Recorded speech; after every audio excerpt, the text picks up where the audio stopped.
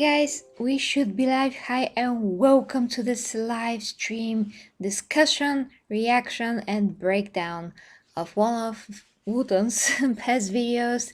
But that is not all, guys, because like similar to how I did things with Bricky, I'm going to give you my input on what has been said in the video and my perspective on the topic at hand, basically. So we are live, but I know that a lot of people are going to tune into this recorded. So for those people, hi guys, and welcome to the past recorded video stream. I just like to do these things, live because I get to interact with some of you in the comments directly, which is also good. But we also do have to break down the whole video that is right here, and the topic is great. It was born from the previous stream that I did, part 2 of what Bricky did, his breakdown of the alien factions, and with that the chaos gods. Now since then, like I've said, and like I replied sorry, how I also replied to you in the comments, I am learning every day about the lore and everything that is to do about Warhammer. And when I say every day, I mean, well, most of the things that I do, just, walking around, walking outside, whatever I do, I use a lot of the materials that I have and Luton's videos primarily to learn about the universe. And I also do my own research where something is needed. So before we begin, I have to walk you through my thought process, and where my understanding comes from and how I understand things. And I just want to point out that I hear all of your recommendations. Now, the way that I learn is when I start from the beginning, because I did want to start from the beginning. I mean, the beginning as much as possible, first of Warhammer as a whole, then Warhammer 40k and so on. So the universe, that also includes the gods. And basically I'm just trying to learn everything in order and focus on one thing for the longest periods of time as much as I can, so I can learn about that particular thing. And what I've been doing for the past few days, in between my other things that I do, is just listening about the gods. And since this was born from the previous stream as like a question that most commonly was brought up, so to speak, that is what we're going to do today.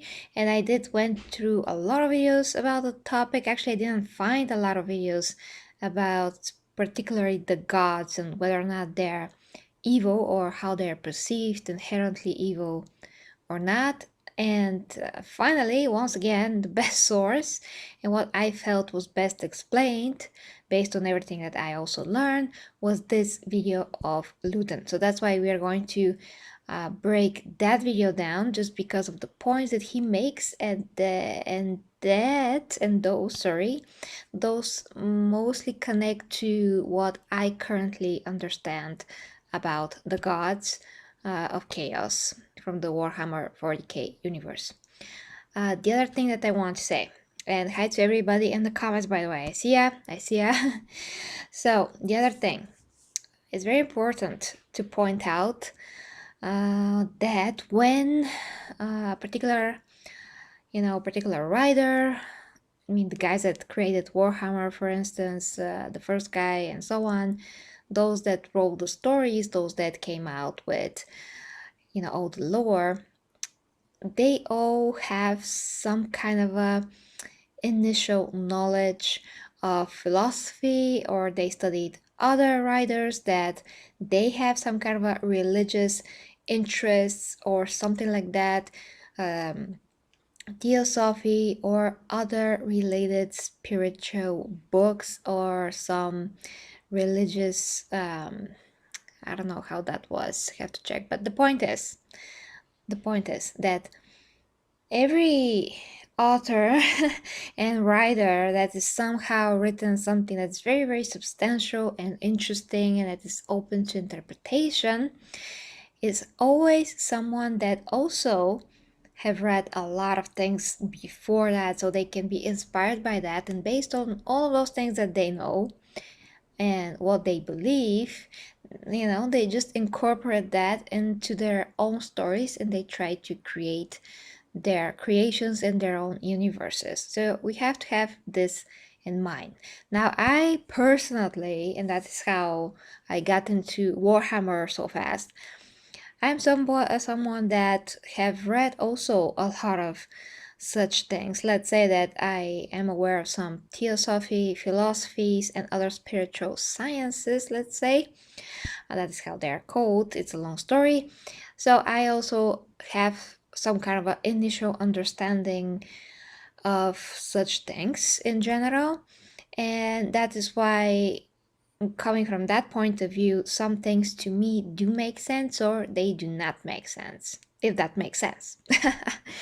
Okay, so that's very important to know. So it's always important for you as fans, in general as human beings, to consider where a particular author is coming from, because they all know something, they all read something, they're all very well read on particular topics, something that interests them, that sparked initially their desire to write, well, whatever they wanted to write in the first place, and all of that knowledge or just set of mind that is born by this knowledge also sparked their creations and their stories.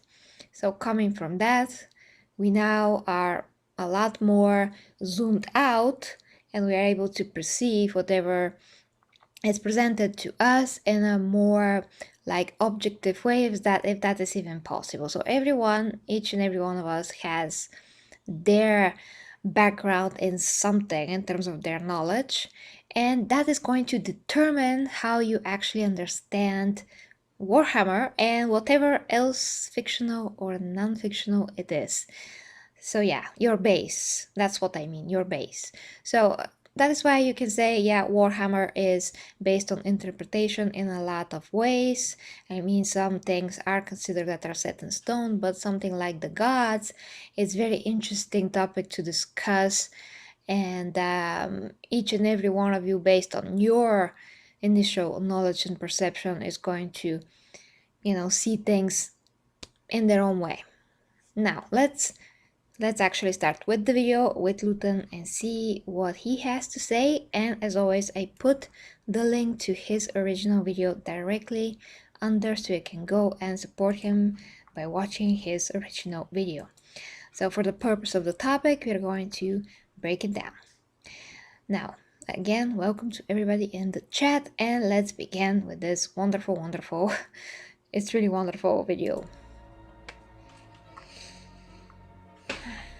There will be no peace among the stars. I hope that you can hear it. An eternity of carnage and slaughter and the hideous laughter of ever-thirsting gods. Jesus. Let the galaxy burn. Okay, so with that awesome quote, do you think they're good? What is your first impression? Just by that quote, just by that. But I'm not going to get ahead of myself. So he has this amazing intro. Just awesome. Just gonna lower the volume a bit while this is going on. A bit low compared to my voice. Well, I don't want one to be louder than the other. Okay, thanks, Clayton. Yeah, look at that. Does that look good to you? Like, how more direct can you get? But once again, not gonna get ahead of myself. We're gonna dissect this properly. This is going to be a long video. It's 42 minutes, which means that we're gonna be here at least an hour. I hope that there's not gonna be one of the most malevolent forces. Technical issues. Okay, I'm shutting up now, so I'm gonna put it a bit higher. No, I'm pretty sure actually that you can hear it. It's a bit lower for me, which are two different things. So I'm gonna put it a bit higher for me. hopefully it's not gonna be any microphone echoes or anything like that. Oh yeah, his spikes are gonna get through my ribs, like why wouldn't I? But as well, keep in mind that because I want to keep these streams as videos, like they're videos tight as possible, I'm gonna interact with you as soon as I can, but first, we have to get through the video and have to get the points out so we can really enjoy this and dissect this, to pick our brains. So In the galaxy humanity inhabits in the 41st millennium. By the 42nd millennium, these dark forces have become wide-reaching and caused destruction beyond estimation. They pervade reality, hanging as an ever-present shadow. Far from being disconnected from that reality, the dark entities known as the Chaos Gods have far-reaching powers and continually threaten to impact the long-term stability and safety of not just humanity, but nearly all races that inhabit the galaxy. While many races have probably a hand in giving rise to the Chaos Gods, it's reasonable to say that humanity, and certainly the Eldar, have played some of the largest roles in contributing to the rise and strength of the Chaos Gods. okay, I'm just gonna stop it right here. So none of any gods of any fictional, non-fictional Jesus Christ, English literature. Sorry, that English is not my first language, but it's more the issue that is late, as always. So, what I want to say is that no gods are ever referred as dark entities if they're light entities. Just to throw that out there, just know. And the Eldar are responsible for bringing forth the god Slanesh. Yeah, that's already, we already discussed that, because of their culture of excess of every possible fetish and pleasure and everything that is twisted and crazy sexual and crazy violent and all of those things. So yeah, that just contribute to the overall evil, because a fourth god was placed into this pantheon of gods. There's other gods, they're in the warp, but they're not so, well, they're like secondary or third. Those are the main. So continuing. Chaos largely exists not in the mortal galaxy, but in the pure energy realm of the immaterium, otherwise known as warp space. The Chaos Gods do not exist in isolation either. In fact, their very existence is continually fueled by the emotions and souls of sentient beings in the material space, or materium. Warp space itself is a bizarre and terrifying place to mortal entities, as it exists without the established laws of time and space. It is a highly unstable realm subjected to endless disturbances, not to mention the horrifying and immensely dangerous creatures that exist there. Without enlisting the skills of psychic navigators, as well as the Emperor's Astronomicon, the psychic beacon back on Terra, then using the warp to travel would be immensely dangerous, if not impossible. Yet even with the power of the Emperor behind them, humanity as it stands would be unable to function without the use of the warp. Even with this powerful means of crossing vast expanses of space, true long-distance travel across the galaxy can still take months or even years. Within this strange realm exist bizarre entities drawn to the psychic emanations of mortal creatures. Some of these entities, like the astral spectres, are pure warp creatures who are formed by the psychic energy and ignorant actions of untrained psychers who unknowingly, while exploring their powers, formed these creatures in the warp. Other entities, like the enslavers, are more ancient and are believed to have existed as far back as the war in heaven. Okay, so only this part. I can talk about this part for too much, like for too long. Too long. So I mean, 40k is really something that expands your head like this. Because one thing that he said can lead to other and second and third thing, because you'll see why. Just a function sec. Without the use of the warp. Even with this powerful means of crossing vast expanses of space, true long-distance travel across the galaxy can still take months or even years. Within this strange realm exist bizarre entities drawn to the psychic emanations of mortal. Okay, so first, yes, there's a lot of other entities in the warp that are drawn to anyone that is psyker, and basically they see psychers as blinking dots, or let's say that they just see them as beacons and they're attracted to them because that energy is visible to them. That is how I would explain it. Once again, I want to point out that whatever I say here on this stream is going to be based on my current knowledge that I'm constantly expanding, current knowledge of the universe, and by no means I'm entitled that I'm right or anything like this. This is just my current theories based on what I know currently. So I also understand, like with each fandom, each and every fan has different level of perception, understanding, and knowledge. And we are going to discuss this in the comments later, I'm sure. But yeah, I have to say what I currently think, and based on my the same as the authors, like I explained earlier in the stream, the same way how they have a background of knowledge that they base their writings on, in the same way I also have such a thing. So I can base my perception on.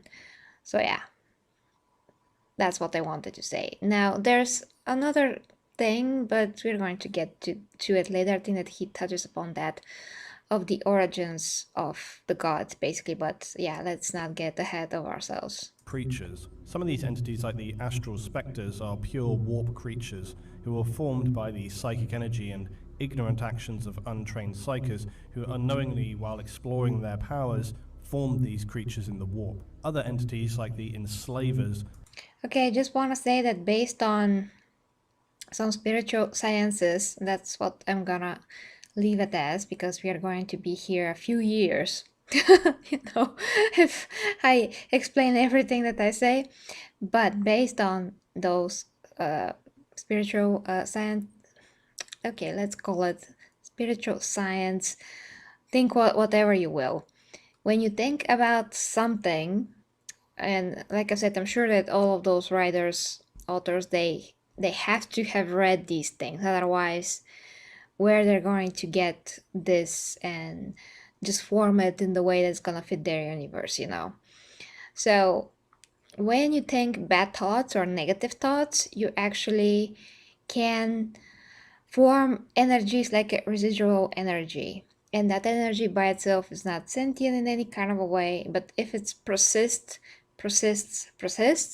throughout long periods of time, could form some kind of a awareness of itself. So based on that, it's perfectly logical that such thing can happen, especially if somebody is a psyker in this universe. If somebody is a psyker, they basically already have access to the other dimension, in this case the warp, and they have some kind of effect on it because of the powers that connect them with that dimension. And if they don't know how to use those powers and they're experimenting, they're basically creating a psychic flashes of energy that are instantly recognizable and visible from that other dimension. So that's how they attract to themselves like a lot of other beings that they have their own agendas and little missions that they want to complete, so to speak. They all have some kind of a task. They are driven by something, and let's say that they see this human that is so inexperienced with his or her powers, and they want to take that and exploit it to the best of their ability, or even if they can take them over, whatever they can to them, to or whatever they can to do to that person, they will. So they're going to do everything because that person doesn't know what they're doing, and they're opening themselves without any defenses built, any psychic defenses, anything like that. They're opening themselves to be directly influenced, attacked. That means attacked basically, in whatever way suits that warp creature, so to speak. That is how demons work in general, and demons can be also perceived as the minions, of course, of higher levels of demons that serve higher than themselves, of course, levels, and they on their side serve to, I mean, to whoever god they serve to, the main gods. That's what I mean. Continuing. Are more ancient and are believed to have existed as far back as the War in Heaven, the galaxy-ruining war between the Old Ones and the Catan-Necron alliance. The Old Ones had created many races before, but now they were forced to create beings with powerful psychic weapons to battle the nightmarish, world-ending Catan. The experimentation and subsequent learning processes of these early psykers would unknowingly disrupt the, at this time, relatively placid immaterium. Their psychic experimentations, usually with conflict in mind, would unknowingly fill the blank canvas of warp space with hellish creatures that would violently and forcibly breach the gap between warp and real space, the most powerful of these being the enslavers. They would dominate, enslave, if you will, using the collapsed and transmuted bodies of early psykers as portals. This would then allow more of other warp entities into real space. Yeah, that totally makes sense. It's basically what I said there. They're going to do whatever they can exploit, whatever they can do, and they're, yeah, as a portal, because they're open. Being psychers just makes them open automatically. They are conductors and portals to the other world if they don't, establish some kind of a walls and defense within themselves to, to control that instead of being a vessel or being taken by it. And these warp beings would become one component of the downfall of the Old Ones, as their own creations then fell victim to the command of enslavers. Instead of being a tool to destroy the Catan, the Old Ones found themselves hamstrung and fighting nightmarish entities they hadn't anticipated, despite their vast wealth of knowledge. These non-specific undesignated warp entities would again breach real space to reap humanity, again exploiting the inexperienced and weak early psykers of mankind during the warp storms of the Age of Strife. While these strange and terrifying entities within the warp are certainly unsettling and problematic for mankind and the other races in the galaxy, they are incomparable to the true masters of warp space, the gods and demons of chaos. Yeah, and I'm just going to point out real quick for everyone else that have not yet dived into the Warhammer, that about the Catan, about all of those things, the Eldar, everything is connected, everything is very deep, goes very deep, so you have to watch all of those videos of Luetin, how he explains about the story of the Necron as well, of the Catan, of the Old Ones, and of the Eldar. Everything is very important. He's gonna touch upon this here, but I'm just saying that he mentions things that you just have to know what he's referencing in order to understand it, and the Age of Strife and the War in Heaven and all of those things. But we are not going to focus on that. That's not the topic. I mean, it's connected, but it's not the main topic. So continuing. These are devastatingly powerful entities who are formed from the same energy that comprises warp space itself. The gods of chaos would largely be birthed into the warp as early as 10,000 years BC. Human shamans would detect and sense their malevolent presence, but even though the chaos gods would exist, in one sense, they were far less active and destructive than they are in the 41st and 42nd millennium. Okay, that's very interesting. So human shamans, and one of the established theories, and not only theory, but a lot of people think that that is the case, the way that the emperor also came to be is, a lot of highest of levels, let's say, shamans sacrifice themselves so one soul could be formed, and that's the soul of the emperor. And the other theory is that he is an old god from the Old Ones, that we're not going to discuss that. But the point is that those shamans were able to detect the gods of chaos presence somehow. So that could be interpreted in a lot of ways. I think, in my personal theory, that they were able to detect them. That is because their power was rising. They were just getting more established and stronger. But that doesn't mean that that was the point when they were created. They should have existed even before that, for sure. At least that's how I see it, based on everything that I know so far. So yeah, but the point where they were sensed by the shamans means that things are getting worse, and the shamans can say, yeah, a big evil is freaking coming and we have to prepare. At this early time, you could even describe them as being passive entities. The gods of chaos were more like a slow boiling pot of water, the heat being humanity and other races' inherently negative traits and vices. Chaos I will never describe them as passive. They just didn't have enough power to be considered as active, but they were never passive to me. It's literally the differences in power. So they were not yet that fat fat as, you know, feeding. They were not yet fat enough to be powerful enough, but they were active. If they were not active, they were not grow in the first place, you know, they were not become what they became in general.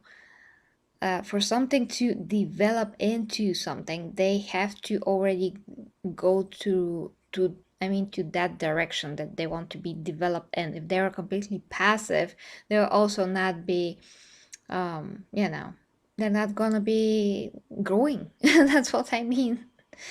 Like absolutely passive, we're not doing anything, and all of a sudden, oh, we start growing. No, what they are feeds them, so to speak.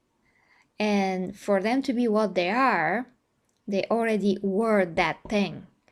So basically, well, we are going to get more into that anyway. But yeah, the point is that their initial nature is that of concentration of negative energy, negative energy and thoughts.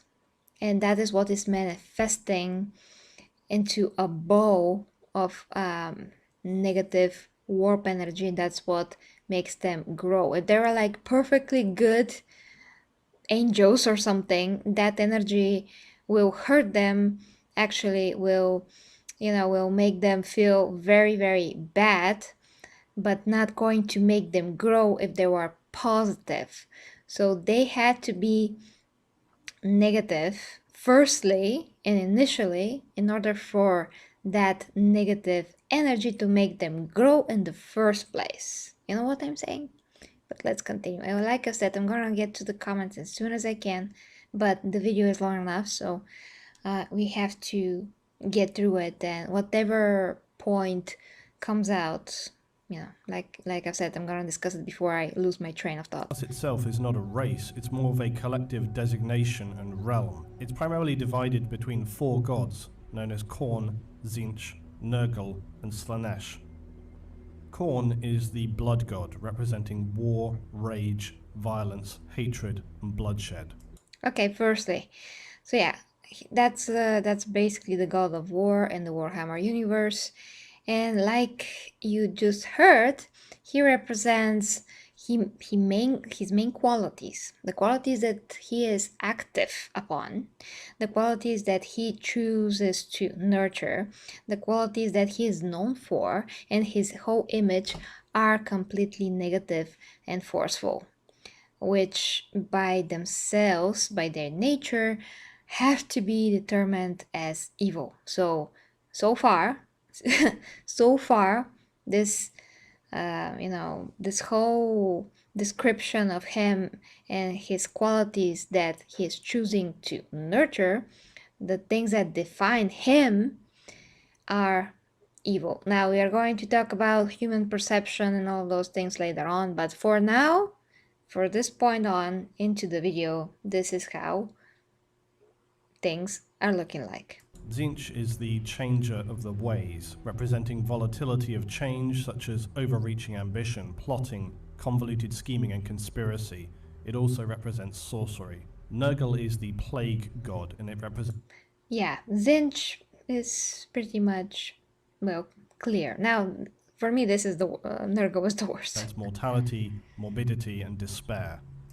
I just want to say one thing about, yeah, he Nurgle represents all the rotting of flesh and all of the disgusting things that you can think of. So once again, never any theosophy or I don't think religion, even anything like that. A positive was not presented as rotting, smelling, and enforcing your will upon others without their knowledge or without or even with or with whatever it is. When it's forceful, it's evil. And one of his most famous tortures was that of keeping someone alive, someone I just don't remember his name right now, but he was making that person rot, decompose, and then and being alive the whole time, and then making him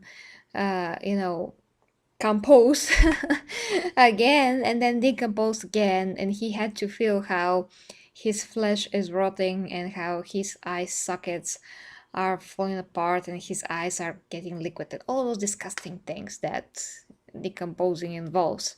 So that is a god that does such things, and enjoys the hell out of that.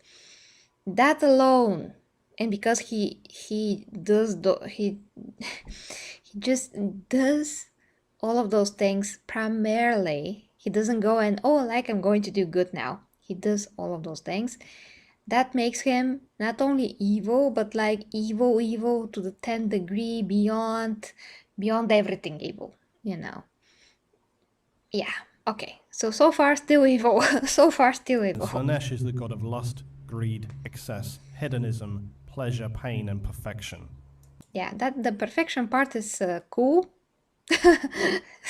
But again, it leads to excess, which means that leads to obsession, and that leads to madness because you can achieve it. Let's say that's just one example of how something that sounds good can turn into bad, and we're going to get through a lot of other examples like that.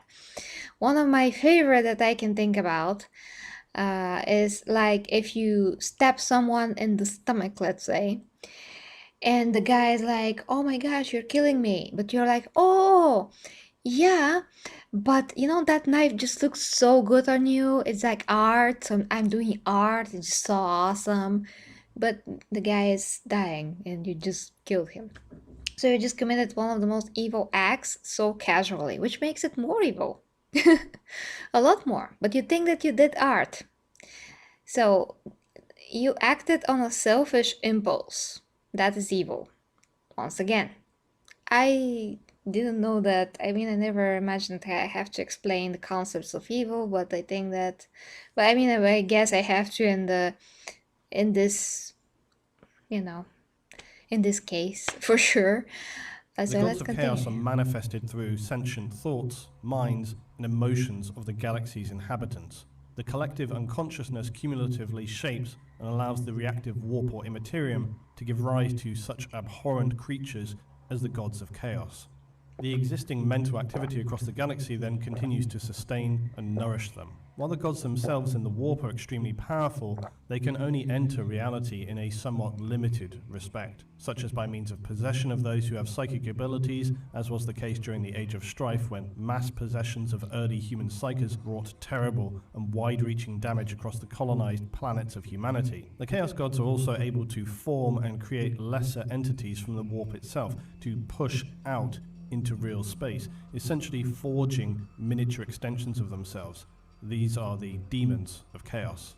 Yeah, that totally makes sense with a lot of outside conceptions of these things, and as well as the feeding, once again, the feeding aspect, that the more you are doing and choose to nurture your bad emotions, bad thoughts, and then you act on them, which leads to more bad energy, more bad emotions, and more bad everything. That is how you actually feed them directly. Whilst they themselves are not truly able to enter the materium, things have become progressively more severe since the formation of the Eye of Terror, and more recently with the formation of the Great Rift across the galaxy. Toward the end of the 41st millennium, the warp had been growing ever more unstable, and eventually this struggle would lead to a massive tear in space across the entire galaxy. For humanity in the region containing Holy Terror, The tear appears as a scar across space, but for those Imperial worlds on the far side of this tear in space, they now inhabit what has been designated the Dark Imperium, so called because on this side of the Great Rift the light of the Emperor does not shine. Yeah, okay, let me just check the comments real quick, guys, now. Time for comments check. Hi to Beta. Yeah, Death of Hope, I know. Probably gonna be next. And I think that you mean to finish, to watch the whole thing, not the trailers, because trailers are finished and watched and covered. Have not finished with the whole thing yet. Okay. Space opera. Yeah, of course it's written for a dramatic effect. That as well. One does not cancel the other. I mean, what I said about the writers, how they base their writing off. I mean, what they're basing their writing. Of course, that they're trying to create something, something that is very capturing, if that's a word. Captivating. Yes, captivating. That's what I want to say. Of course, that you can look at it from this perspective. Still gonna be so. Okay, and not to mention if somebody else comes along and writes something else and then becomes like, you know.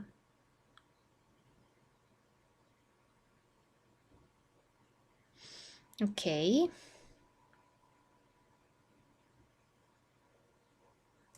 Okay.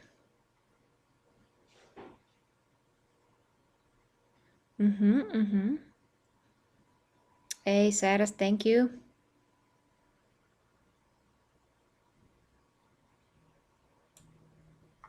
Oh, no. That is why I'm making this video, because, well, Luton still has a lot more to say. But that is why I'm making it, because we do have to have some kind of a clear distinction of what is evil and what is not. We cannot say, oh, they're forces of nature. And then you have to say what is nature and why does nature wants to stab you in the eye, Because nature usually is something that creates and flourishes, and then whoever steps upon the flower and destroys it is doing actually the opposite thing than what nature is doing. So you have to know what is a negative force, what is a positive force, to determine what's evil and what's not. And now when you have a balance between the two, that is actually what the emperor has, but that's another topic. Then you can be more objective and choose to do certain things in certain situations that, although sometimes can seem questionable from the outside, sometimes they are necessary evils. That's why we have this expression, necessary evil. That means that something that is currently evil will lead to something very, very good in the future. So it's for like the greater good. That still makes it evil, because you are intruding in somebody else's life by doing this, or a lot of other people's lives by doing this. Yeah, so that's the bad part. Then it's going to lead to good, that's gonna compensate for that evil. That's also another philosophical thing that has to be discussed on its own. But the point is that the initial action is, it's evil by itself, but if it leads to... That's why I'm not reading the comments, because I can't stop, talking about what you guys are saying. So we have to continue with the video, and then I have to get to the comments. But you guys are saying some very interesting things, so I love to, talk about your points as well.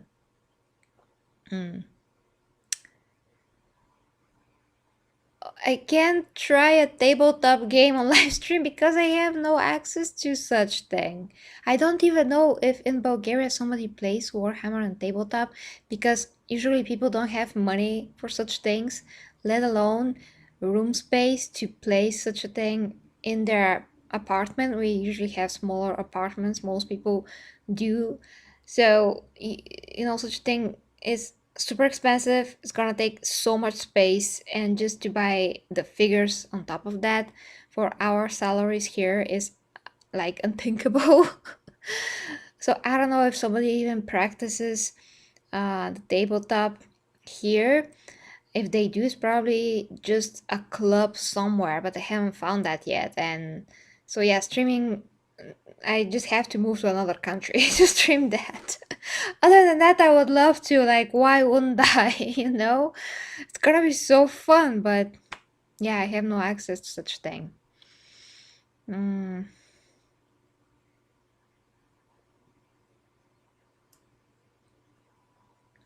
Okay.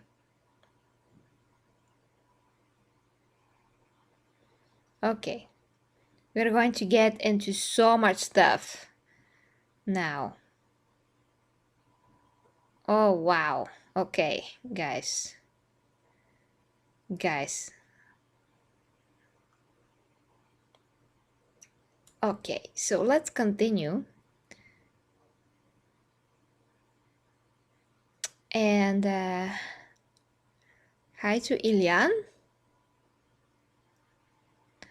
Oh, so okay, Ilian. Yeah, I'm in Sofia.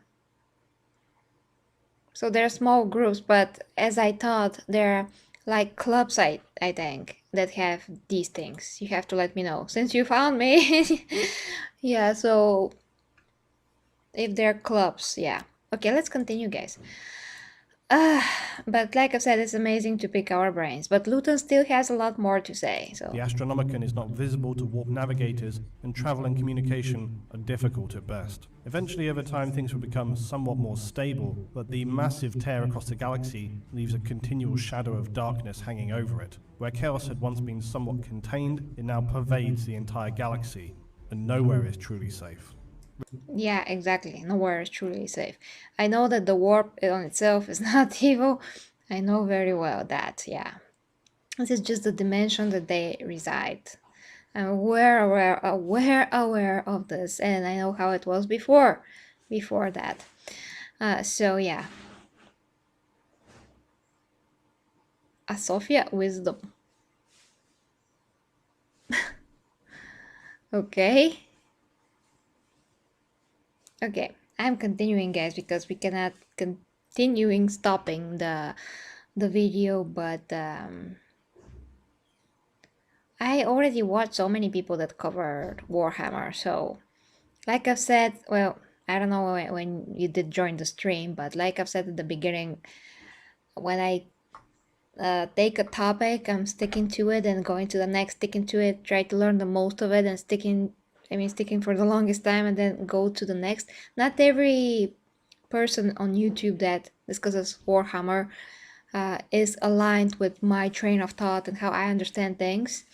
I mean, the way that they explain has to be also interesting to me. That's what I mean as well. And Luton is just the best for me. So far, just the best. He has a bit more zoom out vision of things. And you do have to zoom out a lot so you can perceive the greater scope of things and what they could mean. You have to consider a lot of things, a lot of strings, a lot of connections to understand how everything works. Because if you're looking from a purely tiny spot like human perspective somewhere inner, you will never grasp the from that perspective, from down to up. You have to be up so you can look down and to see everything the way that you're playing the tabletop. Basically, you have to look on top and you can see everything. That's actually a very good analogy. So you can strategize to place here and there your figures and all of those things, and to think about your next move because you can see the situation. So that is how you have to think about Warhammer and a lot of other things, actually, life too. That's the only way for you to grasp the bigger idea of things. But once again, I'm just gonna continue. Returning though to the Chaos Gods, while all inhabiting the same realm, they're generally speaking not a collaborative or united force working together. They simply happen to cohabit the warp. They're in a near constant struggle and conflict between themselves, and this ongoing battle of dominance is known as the Great Game, a game that can arguably never be truly won. There is often much discussion around what would occur if one of the Chaos Gods was somehow able to win the Great Game and take a primary position of dominance. Could the warp be returned to a balance, a state of serenity, or would the warp itself consume real space, dooming all mortal races to a nightmarish future of complete and total chaos? Only the unending conflict that rages on allows the gods to have their share of power. The Great Game is generally the primary focus of the Chaos Gods. Much is spoken of chaos in mortal real space in the 42nd millennium. Now, especially more than ever, the talk of how severe a threat it represents, along with the ever-burgeoning chaos cults and well-known abhorrent traitors to the Imperium, such as the Chaos Space Marines. The gods themselves are far more concerned with their own struggles against one another in the war, and in actuality they only direct a very small amount of attention and power toward the mortal realm. There are periodic instances where the Chaos powers will set aside their differences and unite under a general banner of chaos itself, the rise of the Emperor of Man being one such time.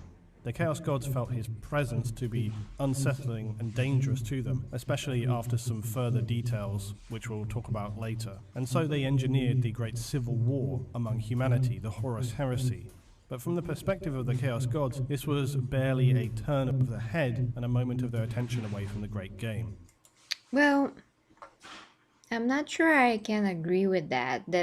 For them it wasn't a big deal because they did unite to freaking do such things that they can set events in motion, so the Horus Heresy can happen, all of those things. So just the Emperor could be in some way, shape, or form neutralized because he is the anathema to them. So everything that they do, I mean, it's just, it has to be directed towards us and towards the Materium, because the Materium is like their bank of energy. That is how they draw power. So it's not like, oh, I'm just gonna slap you, Korn. Oh, Slanesh, I'm gonna slap you now. We are concentrating on our own conflict for power, power struggle,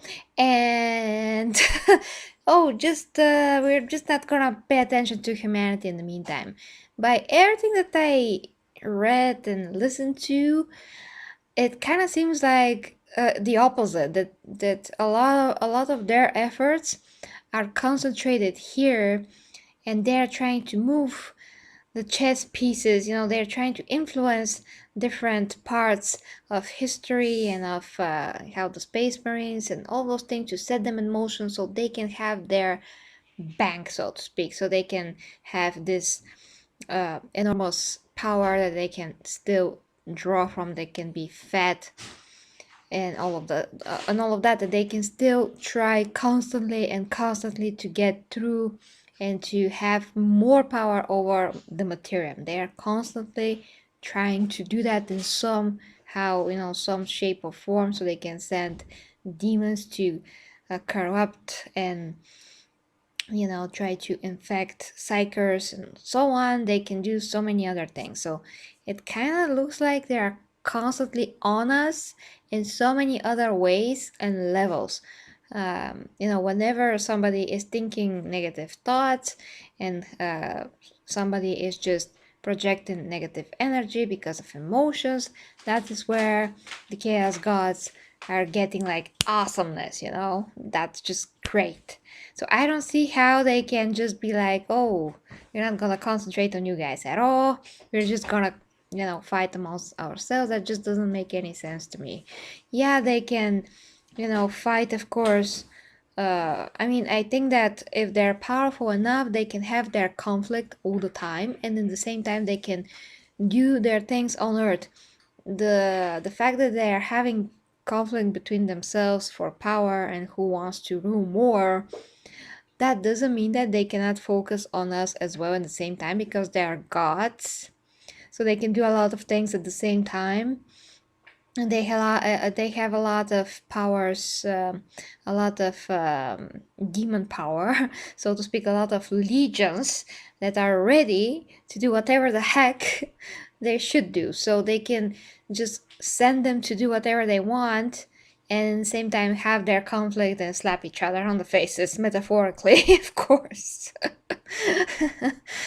Yeah, so I'm just saying that it doesn't seem logical to me that all of that was a historical event, and the emperor is not just anybody. He freaking planned his coming to Earth millennia before he came. I'm sure of that. And then when he came, he was millennials on Earth before he became the emperor. Then he became the freaking emperor and started to better humanity overall. And the Chaos Gods did not like that very much. And he's the only one that keeps them in some kind of a length, so to speak, to not completely, uh, devour us in a mentally, spiritually, all kinds of ways that they can. So that has like a significant impact. And I mean, the emperor's life is like a huge barrier, and what he did and what he still is doing. Like, for instance, the Grey Knights are the most uh, hard trained, as far as I understand so far. The most, I mean, they are going to through so many types of tests and test upon test, and they are taking this gene from them where they can that could allow them to be corrupt in the first place. So they're the purest of the pure, the strongest of the strong-minded, and they are just the most badass of, well, kind of looks like they're the most incorruptible compared to other space marines, because their training is more vicious and cruel and crazy than anyone else, and they're just few in numbers, but they're super super super strong, and they only appear in very special key moments when they're really really needed. The point is that they exist because of the emperor. So a lot of other things are set in motion because of the emperor, just alone of how he impacted humanity, how humanity thinks, all of those warriors that he himself created, the Primarchs, the Space Marines that were created. I mean, that is years of upon years of this. How is the word in English? Just burst of development that is all because of the emperor, and that is not good, literally, for what the chaos gods want is in terms of their agendas. So if the emperor is not much them, how is that like a small thing in the grand scheme of things? Because we don't even know how the emperor is within the realm of power compared to them. We don't even know exactly, but apparently he is very substantial in his strength to be able to be dead on the throne. Yeah, I mean, he's barely alive, but he's still able to, psychic whisper and navigate ships and all of those things, and he is still some kind of a barrier for them. So just going by that, I cannot perceive or believe that that's like nothing to them. And of course there's the other topic of how they even exist and what is time to them, and that is, we can be here all night, but for the purpose of this stream and Luetin's video, we're just gonna try to stick with Luetin. I'm just adding some things on top of that. So for those of you that haven't watched the other types, the other parts of the lore that are kind of directly linked to, whatever point is appearing in my head connected to what Luetin is saying, I'm just, getting that across. But of course that there's a lot more to say about that. I'm just saying the emperor cannot be like a small deal to the gods. I cannot believe that. This game is also mirrored in their followers, as well as demons who continue the great game in or out of the Immaterium. When the galaxy was young, whilst the warp existed as a realm, it had no distinct entities as such within it. It simply was energy flowing with the sentient emotions of the mortal Materium. Over time, this energy would become more and more defined and individually distinct. At some point in this early period of the first few millennia, Khorne would become the first to realize its ability to act independently from the larger, more abstract disturbances in the Sea of the Warp.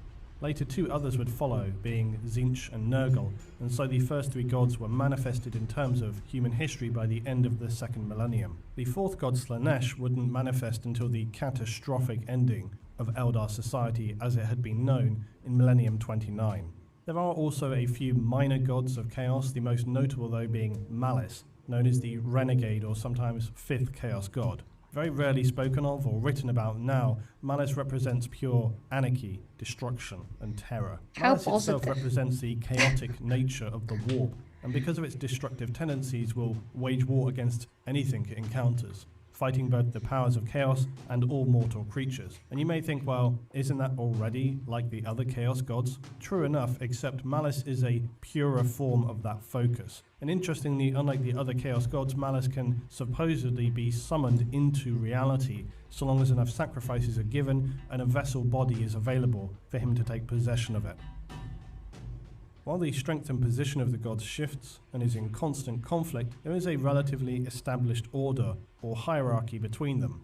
Khorne, as the first god of the Immaterium, is seen generally as being the most powerful overall, and this is attributed to the endless acts of murder, violence and sacrifice that have been relentlessly ongoing since his inception. They continue to fuel and keep him filled with ethereal strength with little if any respite. Khorne is believed to have risen during the Middle Ages of man, this period known for its excessive bloodshed and savage close-quarter battles, which would often result in massive casualties and entire battlefields being left awash with blood. Not to mention the ongoing cruelty, anger and savagery of the age, wherein humanity would continually brutalize itself.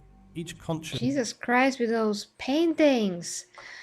I don't know what is happening, guys, but something is torturing my PC.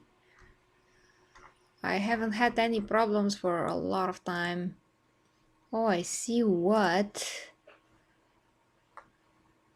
Let me stop that process. I'm like, what is the PC doing? It's gonna explode. It sounds like the PS4. My PS4 is usually like so loud. It's like, like what is happening to the PC? I mean, I shouldn't have any issues, but here is it. Here it is. The PC is like, ram. Like, what are you doing? Okay, I think now it's better. Hopefully it's better, guys. Okay, I haven't had technical issues for a lot of time now. Okay, I think it's better now. So I just saw this comment. Wow, you guys, you're writing so fast. I'm never gonna be able to catch up with everything. But of course, I'm gonna read the comments later. Yeah, I know that. Oh, you can't just say that he's a jerk. That's very superficial, considering his whole, nature and what he was trying to achieve. From our perspective, maybe he was a bit of a jerk how he acted sometimes. And yeah, I know that he did a lot of things, but can you still see me?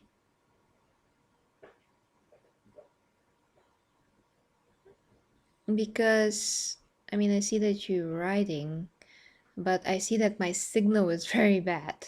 So can you still see me? Okay. Ivy says that you can see me. Okay. The signal, it says that the signal is like horrible. That's what it says. Although I stopped the process that was torturing the PC. No lags. Okay. Let us continue This this. act of violence, fury and bloodshed contributes to Khorne's power, whether those individuals actively follow him as a god or not. Followers of Khorne are warriors without exception. He has nor requires no temples. He is worshipped on the battlefield of mortal races. Khorne derives his Karneth, meaning the Lord of Rage or Lord of Blood. Khorne despises the use of magic and sorcery, and therefore most expressively hates the other gods of Tzeentch and Slaanesh. Notable traitors of the Imperium who are aligned with Khorne are the World Thanks, Eaters. guys. They are the 12th Space Marine Legion, and their Primarch Angron also... That guy Angron that was so angry. If you remember from Bricky's video. Well, I don't think I should make another channel. I'm just gonna continue here because making another channel from zero, I already do that with my fitness channel. The grind, and you can't imagine. You can't imagine what that's like. I don't know if you can, but yeah, I don't see why I can't cover everything here.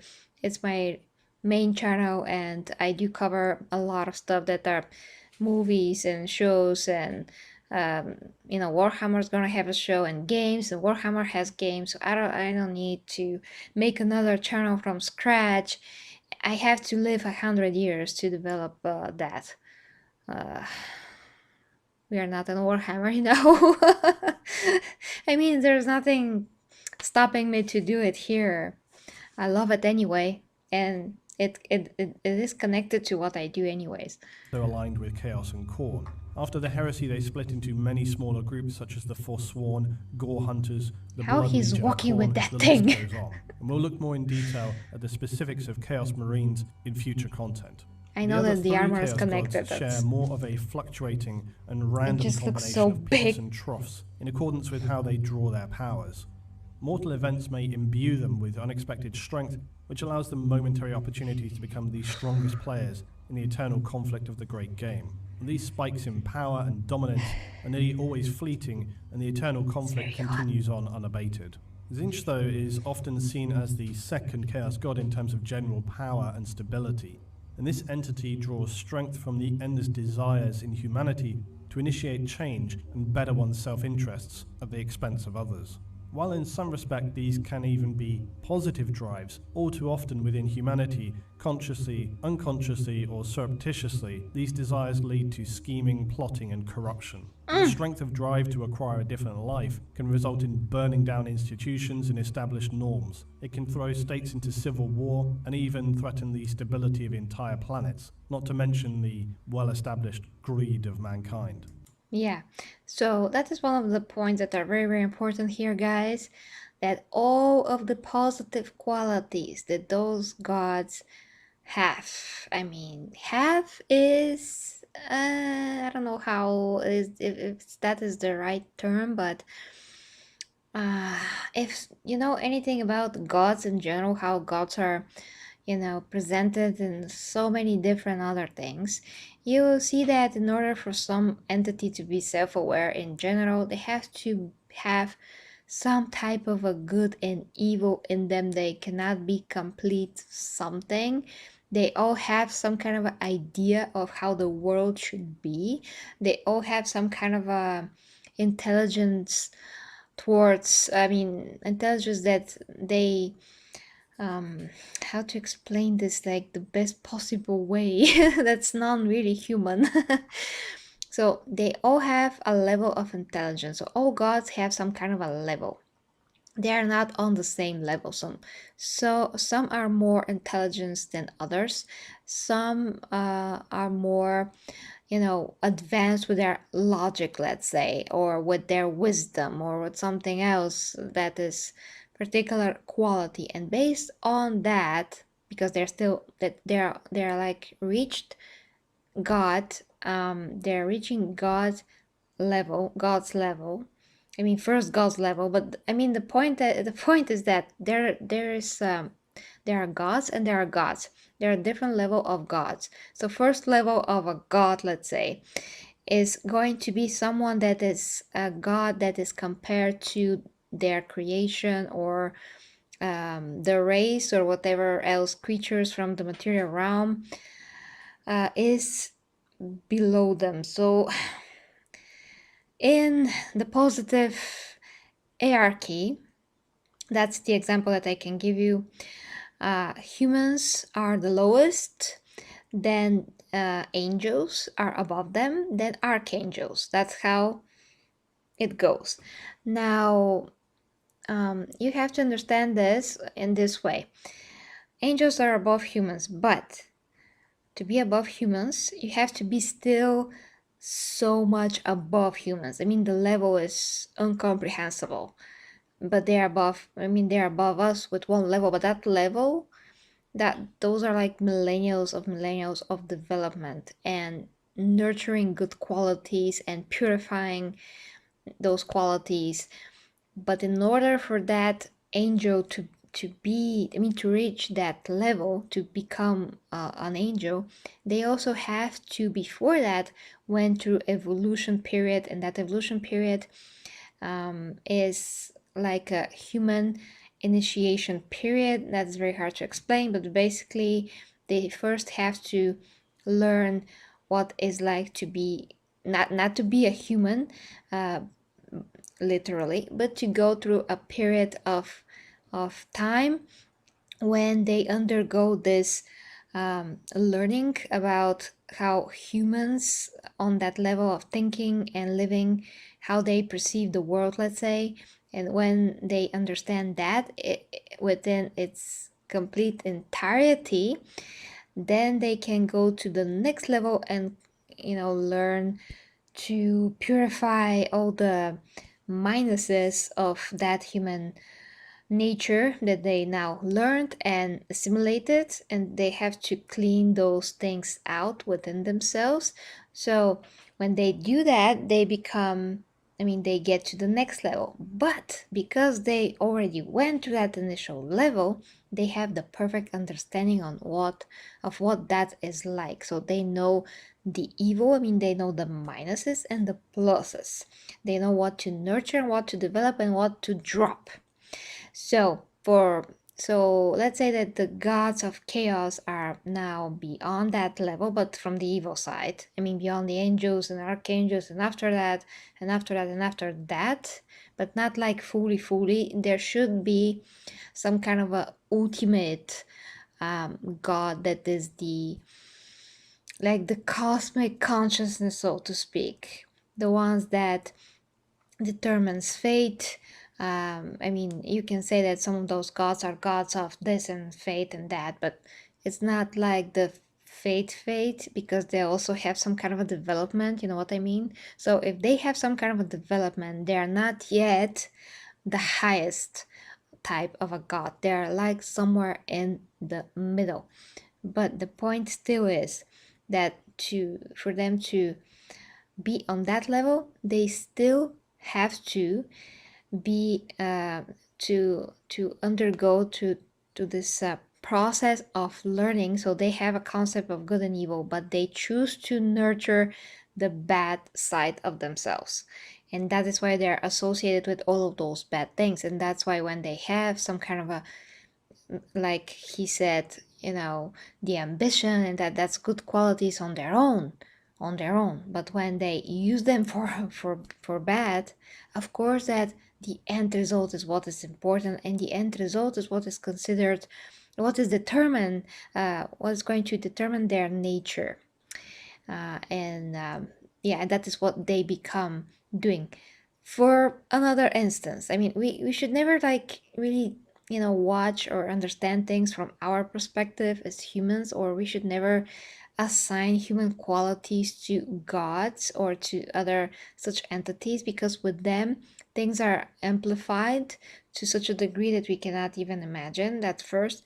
Second, their perception is much more vast, and they also, when they their existence is entirely different than ours. We have a perception of time, we have perception of now this minute is passing, now that minute. For them, time goes also different ways. There's so many aspects to this, but the point is, once again, Jesus Christ, I could explain this like the whole night, but the point is that for any god, no matter if it's good or evil, they also understand what is the good, and they understand what is the bad.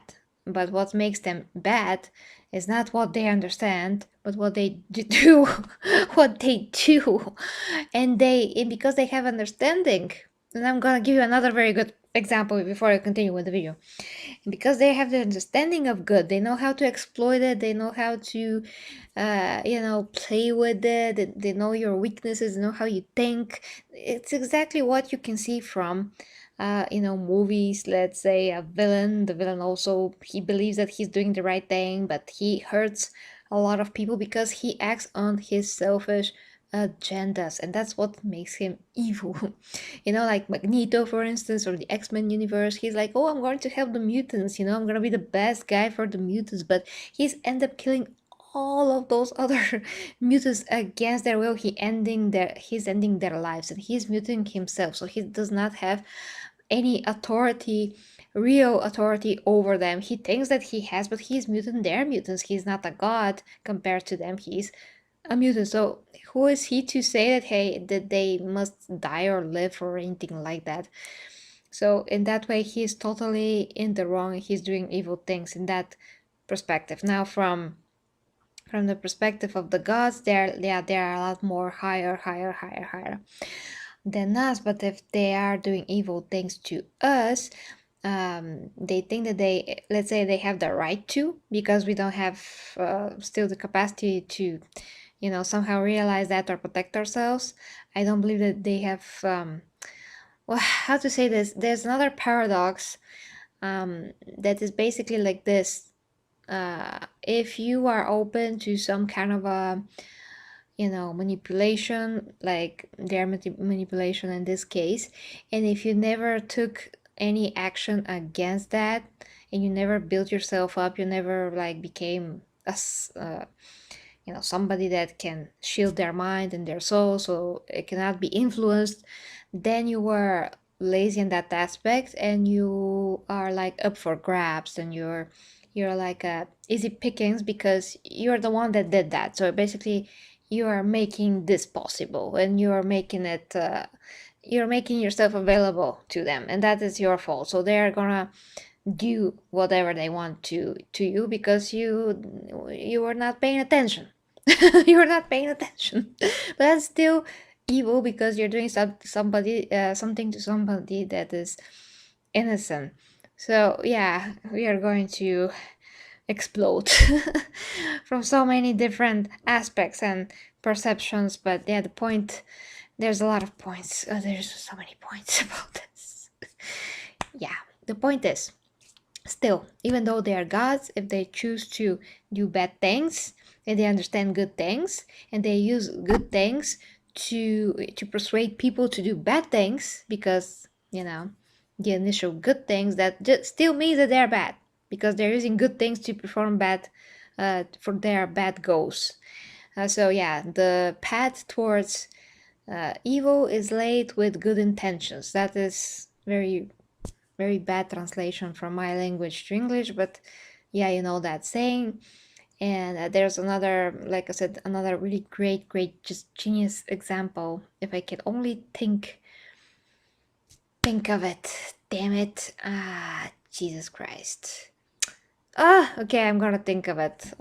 I hope, but yeah. These You get drives what can I'm saying. sometimes even create events that can determine the fate of the galaxy. All of this, in essence, is Tzeentch. It is the god of great change and despair in the materium.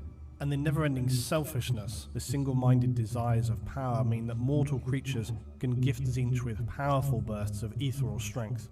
Tzeentch could be described as well as the architect of fate.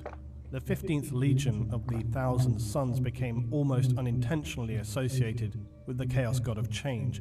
Yeah, and architect of fate, like I've said, that he can be architect of fate on a smaller scale, scale. I mean, not in the whole universe, but just on a particular part of the universe. So of that universe that contains all of those races, he can be the architect of fate, let's say. But through the whole universe, he is not. The higher god that we are not aware of is. That's what I mean. Magnus the Red Dead Primarch also now elevated to a demon prince. The god Nurgle, however, is far less subtle than Tzeentch in how it draws its power.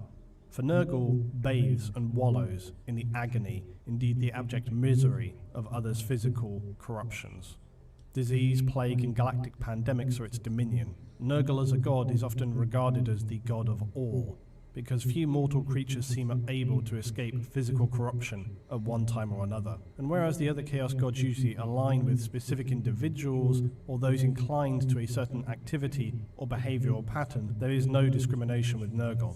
Nurgle also has a more active role in the plight of mortals than the other gods, in that those afflicted by disease or some nightmarishly disfiguring corruption are often then subsequently shunned, exiled and ostracized by their own communities, leaving them in painfully hopeless situations, depressing misery, often having been turned on by everyone they may have imagined would help them in their time of need. They find themselves turning to dark whispers, to Nurgle, who will then perhaps most disturbingly not cure them from their diseased and disfigured state as compensation for their spiritual devotion. If anything, their condition may often be exacerbated, but instead it will allow them to permanently live on in their unfortunately abhorrent condition, to remain as a horrific parody of their former selves, with some minor benefits. That being a relative state of physical relief, most followers of Nurgle seem totally unaware their physical condition should be causing them levels of pain and discomfort that would make any normal being want to collapse and be put to death right there and then. This rotting of Nurgle and bloating of the body often also enables them to physically endure more damage and trauma, making the followers of Nurgle more difficult to physically dispose of. The followers of Nurgle are almost universally extremely unpleasant forms to look upon or be in the immediate vicinity of. As with their pain, they are seemingly oblivious to the horrific appearance they display to others. Perhaps most disturbingly of all, though, beyond the physical, is that worshippers of Nurgle are afflicted with an ongoing permanent state of depression, but one that simultaneously brings them contradicting pleasure and satisfaction. Nurgle essentially is a disgusting perversion of mortality, deceiving its followers into a denial of their true self and distorting their perspective of reality. Yeah, and in some philosophical, Jesus, let's just say that Nurgle is what you can imagine the lowest of the low level demons actually to do. So usually higher level gods never are on that level. So I wonder what was the motivation behind him, because all of that decaying, everything that entails, is not something that higher level of super evil actually gods would do. That's always going to be assigned to lowest of the low. So the most disgusting physically expressed deformities or just effects, negative effects, I'm just gonna generalize them to not repeat what Luetin said because they're so disgusting. I usually isolated to actually the lore of all demons, but here he is a higher god, which is very weird to me from that perspective. Warhammer is a fantasy that can think of whatever it wants. I'm just saying that's how it usually is, because it's a very primal is not the word, but anything that's physical is lower level than anything spiritual, and that is the hierarchy of this, so to speak. I don't know if you can. You have to have read a lot of theosophy and philosophy to get that point where I'm coming from, but I just from that, Jesus Christ, from that point of view, it's my personal just I'm just wondering, why is he one of the main gods? Maybe because of the shock and awe, because it's so disgusting. But of course you cannot ever in your right mind think that that's a good god. That's not good. Anything that he does, it's just not good. He is the Slanesh of rot. Okay. It's quite literally an abhorrent rot of the physical and mental self.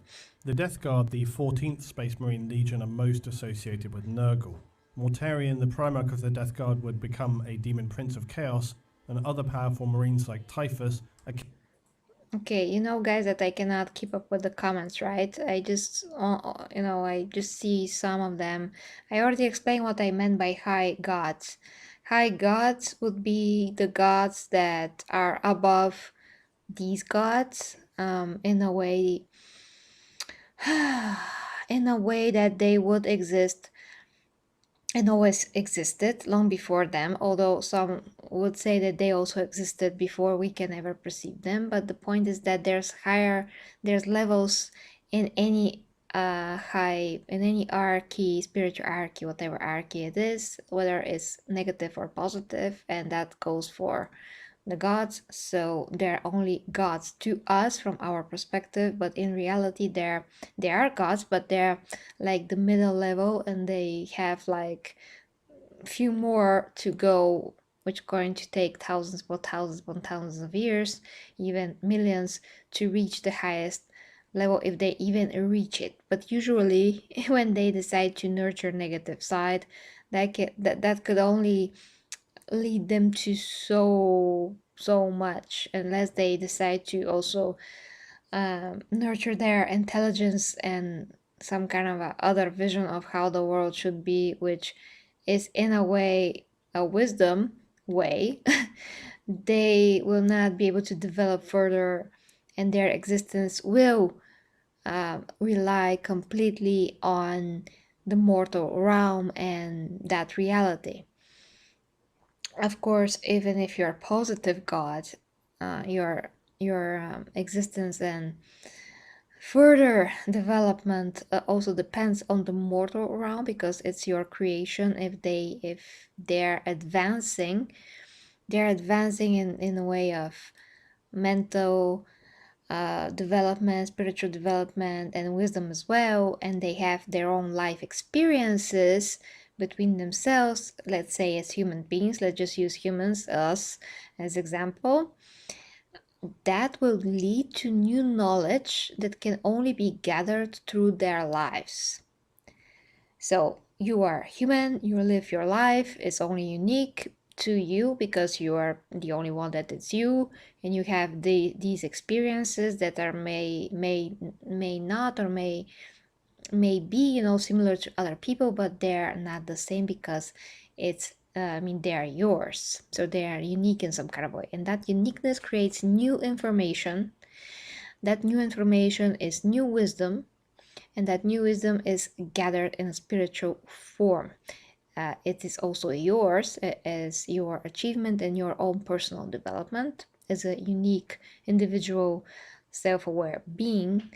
But that also, especially if it's a good development, it leads to positive things, and all those and all of that, that will also help the greater picture, which means that greater God that is going to be God that is beyond gods that are like this. So for sure, there should be an entity or entities that are a lot higher level than these gods, and maybe there are those that are the positive gods, because only with that and with wisdom, they can be really future and development of the universe. Otherwise, they're going to eat themselves metaphorically eventually, or energy wise, they're going to consume themselves eventually, if they don't also come out of of their ways, or they're going to create they actually, I think that that's their agenda. Each and every one of them wants to create a world where they can use all of the sentient material beings to suck from them whatever power they can, to consume, and to turn that into a circle, and that circle would sustain them forever, so to speak. So they in their best interest is for people to fight and to do all those negative things, in the same time not completely killing each other, because then they wouldn't be fed. So they want to continue the cycle of hatred and all of those debauchery things. And that is their way of thriving and existing. That's not gonna lead them to a higher level of a god, but it's going to sustain their existence. So for them, that is enough, maybe, and they are entertaining themselves in the meantime with everything that is happening. And they are learning things as well from the events that are happening, so that is also a level of development for them. But that development is going to take millennials more to make some kind of a real impact on their overall, overall levels, so to speak. So they're gonna be the same for quite a while if that circle continues, and something very significant must happen, either to like, for instance, if the emperor gets revived, that will totally change the scales of power, and then things are gonna get very, very interesting, how they're going to react to that. What's gonna be the opposite the opposite retaliation, because right now, when the emperor is at his stage, he only keeps them like barely at some kind of a, at bay, but they are gaining more and more control over the material realm through, those psychers or new psychers, unaware people that are very easily persuaded, affected, manipulate, all of those things. So little by little, evil is very methodical. Evil never sleeps. Evil will do everything and use every opportunity that it possibly can, and it's going to be extremely patient. Just time is on their hands, to do whatever possible to achieve their goals. So it doesn't matter how much time it's gonna take, as long as it keeps going, it keeps moving, it keeps, keeps. But that whole thing's not gonna lead to them develop to super higher evil beings, because that whole nature and their whole strategy for developing is basically not really developing, but running around the circle and just sustaining that circle of evil and negative energies and doings and emotions, so they can just feed on that, and that's it. That is how it looks like for now, for what I know till now, and for what I can gather from, I already said that at the beginning, so I'm not gonna I'm just gonna continue as always. Like I said, if I'm watching your comments, guys, we are going to be here for 5 hours, and we are already 1 hour in, so I don't wanna make you sleep. I'm gonna go to sleep. And we do have to finish a wonderful video of Luton, so continuing. Captain will become devastating champions.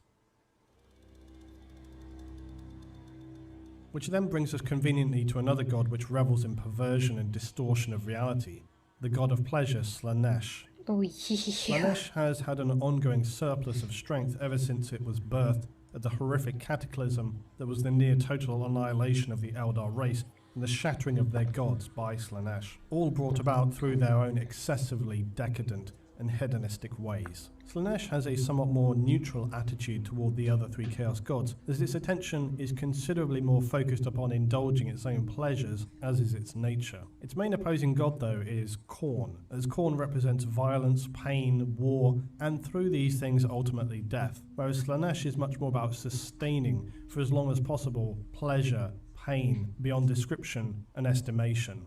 To end all of this early through a bloody slaughter is counterproductive to how Slaanesh gains strength. While the previous three gods are abhorrent to humanity and Xenos alike, Slaanesh is arguably the darkest of all the gods, which is not always apparent at first glance.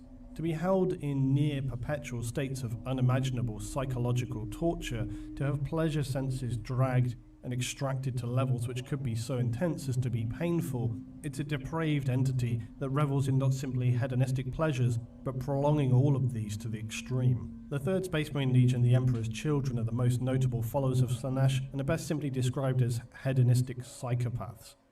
Fulgrim, the Primarch of the Emperor's Children, would also become a powerful demon prince.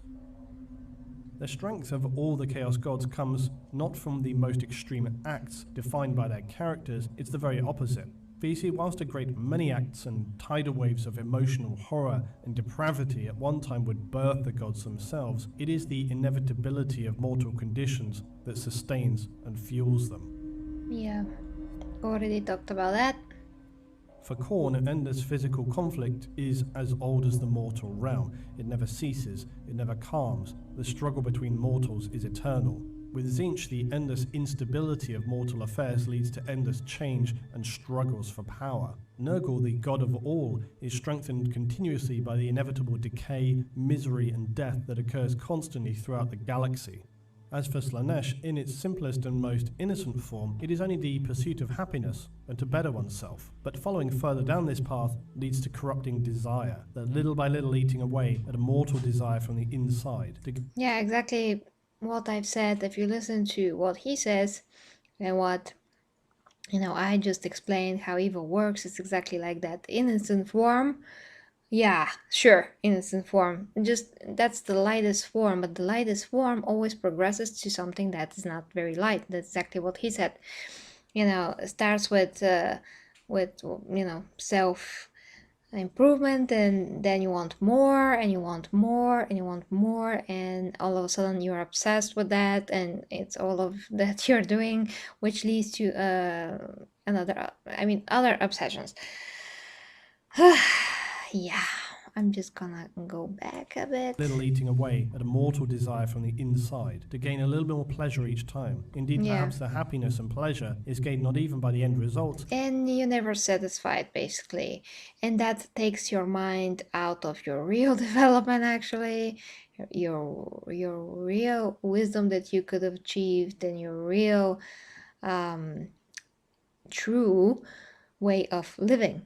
You're not productive, you're just obsessed with something, or with some things, with a lot of things. So it starts with something very, very positive.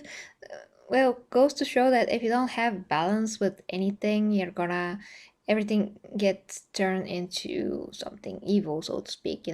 If I'm working out 24 hours a day, I'm gonna destroy my body. I'm not gonna be able to walk, but if I work out every day in a particular way for a particular time, I'm able to build muscle and sustain that thing that I'm doing, that way of working out, and not getting any problems. So I'm just giving like a loose example, but anything in excess, of course, is gonna be bad. If I drink like 10 of these, I'm gonna die. So that's just water. But maybe in the acts themselves, requiring them to be a little bit more each time. It is a creature that is fueled by the latent inability of mortals to be content. Glory, wealth, success, physical desires, all of these lead down a path to Slaanesh, where only damnation awaits. And through the ever-changing... One other thing that I want to say, that this looks like, the whole universe, the human side of things, it does look like really an alternate universe, because if you really indulge in all of those negative qualities, we are really going to have all war, and we are really going to have endless conflict, and that's not how things should be. Of course, that's not how, but the point is that it doesn't look like that this is something that is, it does look realistic to a point. Of course, everybody gonna say, yeah, Gary, sure, there's gonna be war like every other, I don't know, century or something. Don't quote me on that, I'm just giving like a very loose example, but it doesn't seem like humanity is that from the other from the other side of things, or from totally positive. The fact that we are not having wars all the time is because we do have some kind of a balance, it's just not perfect. It's not perfect yet, or it's not perfect. We don't know what perfect would be like exactly, but at least we're not to this point, and I hope that we're not gonna get to this point.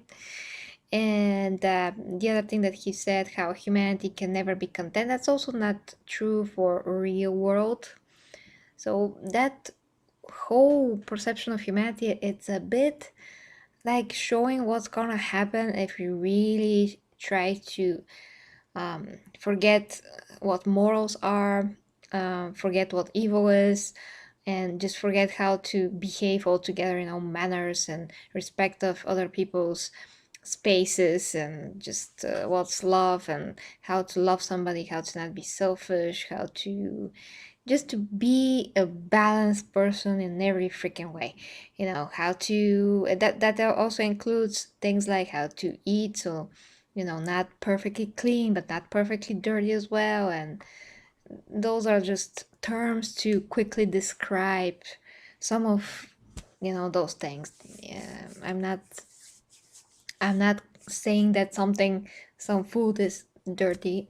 Doesn't I'm a fitness coach, but it's just very easy way to say it. But of course, there's more nuances. So if everyone learns how to differentiate the different nuances in every aspect of life, and how to find a balance, then a lot of people will be, healthier, happier, and all those things. But of course, it's not easy to comprehend that. So maybe like consciously just strive to be in general better, whatever that means for you. Just try to be better than last time. How Greg you said would say. That's a very good actually way to think about it. Try to be better than last time.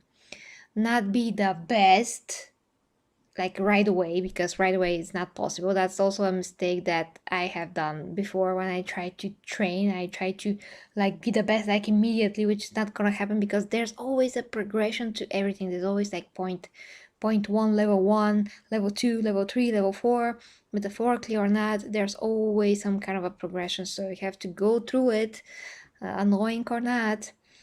And when you do that, then just go to the next thing to improve, and to the next thing to improve. So that's a way very good to, think about those things. So we are not as humans evil initially, but once again, we do have both things in us, and we just have to choose to nurture the good as much as possible. That doesn't mean to be naive or anything like that. That just means to be aware of both and be as much as objective as humanly possible to yourself and to others. And that way you are creating balance that is sustainable on itself, as long as you understand the principles of being being balanced basically. And but to greater extent than balance, to still nurture the good qualities. Wow, Warhammer, 5 hours. Okay, continuing before it really be, there's really gonna be 5 hours. I'm just saying that always the fictional representation of humanity, not only in Warhammer, but in other things, is always like too negative, like too, too negative. That's always how it was. And there's like 1 or 2 people that are mostly good, and the other people are like, oh, I'm just gonna stay here in the dirt and be stupid and very evil, or stupid and just easily manipulated and just naive and very, very low level intellect. And that is not how exactly it is. So, yeah, those are things of nightmares. So, whoever decided to go that route, was like, this is very dark, it's gonna be dark, I'm gonna show humanity how humanity could be very dark. We're just going with that, and that's it. Yeah, anyway, I'm sure that you have to say a lot about that as well, but yeah, Shift of continuing. power in the great game, one of the gods may become dominant over the others for a time. Their absolute goal is to have total domination over the immaterium, a goal which by the very nature of their own limitations is essentially unattainable. So they and the warp being that it is their dominion is in a state of endless chaos. If one of the gods ascends to a position of dominance over the others, then the weaker forces may temporarily not so much ally, as more work together toward the same goal of toppling the most powerful god at the time, to perhaps simply not pay more attention to the others and then later return to endless power plays as they fight each other to claim their position of dominance. Warp storms that periodically sweep the Immaterium are a direct result of the Chaos Gods battling each other in their ethereal planes. Armies of demons may battle each other within the warp or the mortal galaxy as they vie for control to inflict relative damage to the power of the other gods. These ongoing wars between the powers are endless cycles of repeating conflict, temporary cooperation, backstabbing, betrayal, and corrupt conspiracy and exploitation of any sensed weakness and opportunism. Humanity and races such as the Eldar love to bathe in their own egotistical self-importance, and so the endless skirmishes, incursions, and conflicts within the forces of chaos to them must feel like a directed and focused effort from their chaos gods to ruin and obliterate them. In truth, these battles are far from a concerted effort by the Chaos powers to destroy the mortal races. In fact, these engagements are really more like spillage, the splashes and bleedings that exude from the far more severe and ongoing struggle between the gods themselves in the Immaterium. Yeah, there's this theory as well where whatever it is in the Immaterium does in some kind of way mirrors what is happening here on Earth. So if there's conflict in the Immaterium, there's gonna be like a mirror image of that on Earth as well. It's gonna be indirectly directional, so to speak, meaning that when something is happening in the Immaterium, it produces this energy. That energy is negative, of course, because it's a conflict. Then that gets into people's minds, that leads to decisions, that leads to different conflicts, and leads, of course, to emotions, that leads to decisions, that leads to arguments, that leads to conflicts, that leads to wars. So that is how it's spilled, so to speak, in that kind of a way. The other thing that he said is, yeah, whenever there's opportunity, the opportunity is taken. What I already talked about that. So yeah, whatever there's a hole in your armor, that's gonna be exploited. You're gonna be exactly where you're gonna have the blade in.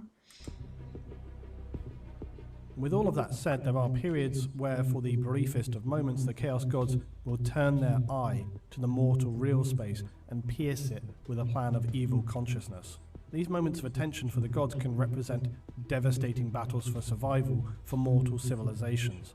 An opportunistic warp opening here, a summoned possession there, these gateways will often unleash a host of demons of whichever power first became aware of the opportunity. It's demons lavishing the chance to slaughter and or corrupt the mortal vessels that await them across whatever plane they happen to find themselves upon. On the rare occasion that the powers sense something has dangerously allied against them, or a force has risen that poses a genuine threat to their existence, this is when you may see the most dangerous of allegiances, known as Chaos Undivided.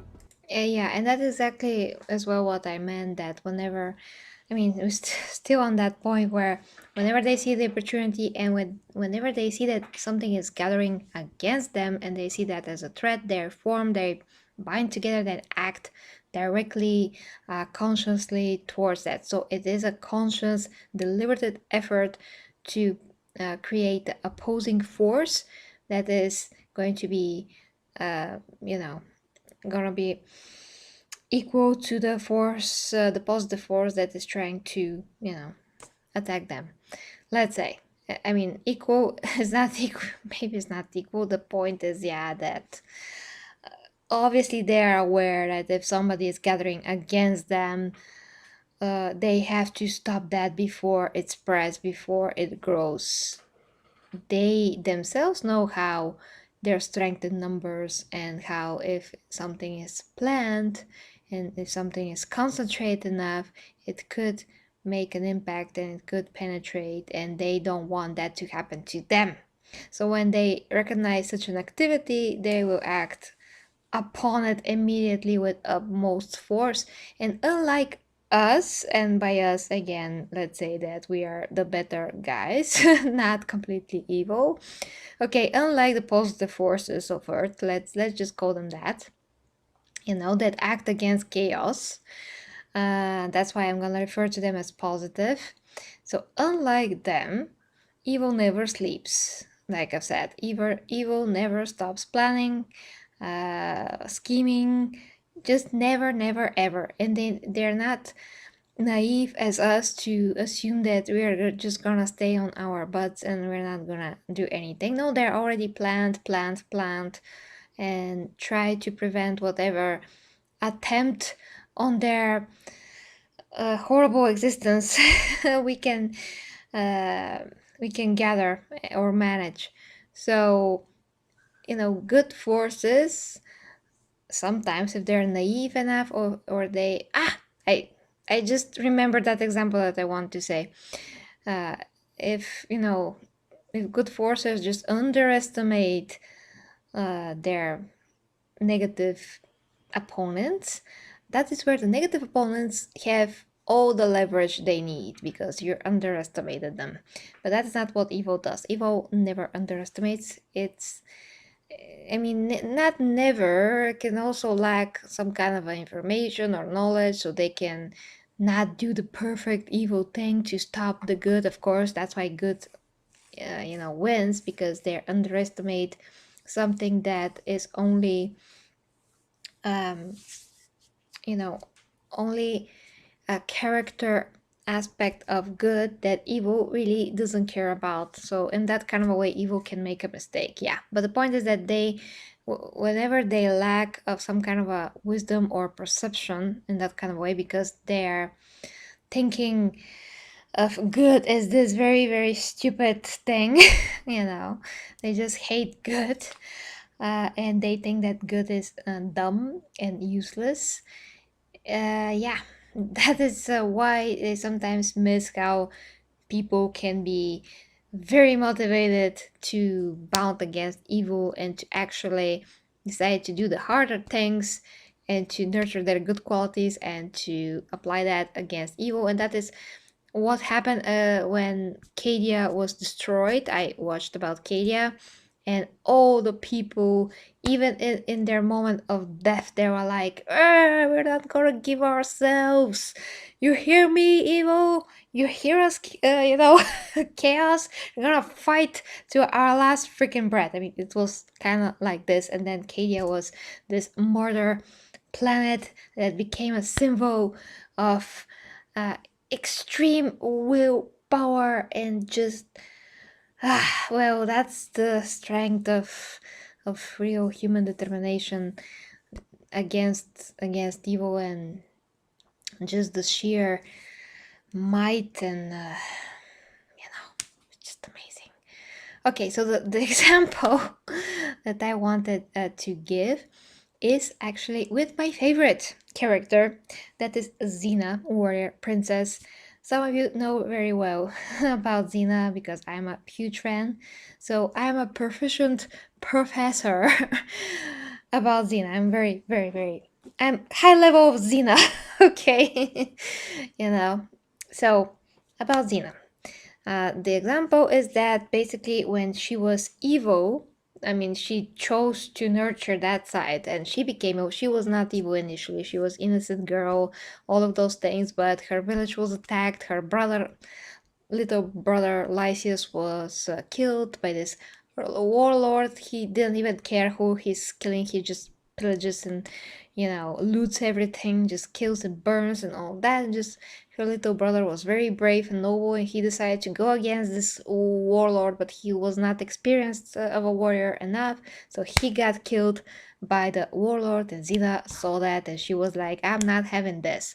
So then she decided to gather her own people that eventually became like an army. They started to protect other villages, but for that the villages paid them. So she started with the good idea, like, listen to this, she started with the good idea. She started first with the pain that it was caused to her by the death of her brother. So she was bitter, she was super young, she was a teen, she was bitter, she was angry, she gave strength to all of those negative qualities. Still, she tried to do something positive, but she was consumed already by all of those negative qualities. So when her army, now it's an army, when they try to be like, oh, you're gonna pay us for protection, and they pay her for protection, then she was like, no, I want more. So she basically started to just take whatever she wants, like who cares? So she started to attack the villages and take whatever she wanted. So they looted and killed the guys, I mean the men, or brutally brutalized them. And that became something normal for her. So basically she became the warlord that she hated. In the course of her story, she became more evil, more evil, more evil, because of course when you pay attention to these emotions, you give them strength, you give them a voice, they just consume you more and more and more, they just pull you in more and more and more. And she met other very bad people like Caesar, the god of war himself, Ares. They all taught her something, they betrayed her, she became even more evil. Eventually she was redeemed. I mean, she started to get redeemed by herself, by seeing what her army does and how the army tries to defy her, and they want to burn and kill women and children. That was like against her code, so she still had some kind of a moral code that she tried to get across, because that was like too much now. And getting to my point, when she finally was able to see what she did and her wrong ways, which was helped very much so by Hercules when she met him, and her army finally betrayed her for real, then she came out of her ass from that dark place, because a lot of people live in their asses. So she came out of that of her ass and was able to see her error of her ways. But because she was evil for so long, she was going down that path, and she met so many other bad guys. She studied them. She took whatever she can from each and every one of them in terms of their knowledge of battle, strategies, and all of that, not to mention the freaking god of war himself, Ares. And when she was good, when she encountered a foe, she directly knew what to do, because she already know their psyche, how they think, their strategies, what is their motivation. Basically that is greed and all those bad evil, just the desire to dominate, get more resources, all those things. But the point is that because she was evil, she understood evil, and she was able to directly act in such a way that made all of those warlords and, generals and Caesar himself eventually just be like, Zita, I just don't want to see her now, because she was so strategically perfect, because she understood evil. So that is awesome. That is just so awesome. I always love that. Anyway, we have to go with the video. Sorry that for me to deviate like that, but really Xena is a very good example of how understanding evil could actually use that for, to battle against it in the best way possible, and evil just be like, It's fairly awesome. self-explanatory, and considering that even at the worst of times in the ordinary galaxy, the ongoing problems of chaos are only a small amount of their attention, you can barely imagine the danger and threat that the combined forces and attentions of the Chaos Gods represents. As mentioned, the rise of the Emperor was one such occasion, and it nearly led to the entire destruction of humanity. However, as soon as such matters are resolved, the gods will immediately use that momentary lapse to attempt to exploit the others. This in part explains why at the end of the Horus Heresy, the forces of the traitorous Space Marines of Chaos were so quick to flee, collapse and retreat. Yep. It seems fair to assume that with the death of Horus and the near fatal wounding of the Emperor to the point he became a far more ineffective entity for mankind, the gods of Chaos likely snapped their attention back towards their own conflicts in the warp and away from the trivial conclusion of the devastating heresy war during the period of scouring. All of this brings us to a fairly common question though. Why are there no positive gods in the Immaterium? If a sentient being's emotions and desires, as well as their general conscious or unconscious feelings, form the entities within the warp, then it stands to logical reason you would surely see positive creations as well as these very negative ones, correct? This is generally speaking best marked as one of those things we could class as poorly defined or just not well understood. We know that there are lesser entities out there in the warp, and that it's reasonable to assume that they are just relatively unapparent or smothered by the presence of more powerful Chaos Gods. Some, of course, even going so far as to speculate that the Emperor himself is potentially a positive godlike creature. He is, after all, an anathema to the Chaos Gods. It also raises further questions like, do the Chaos Gods truly represent darkness and evil? Or is that a subjective human definition? No, that's not the question that it presents to me at all. You just have to, I have to stop. I have to like go through this very fast because it's very late. But the point is that, yeah, I don't think that that's the question, and that's not the question.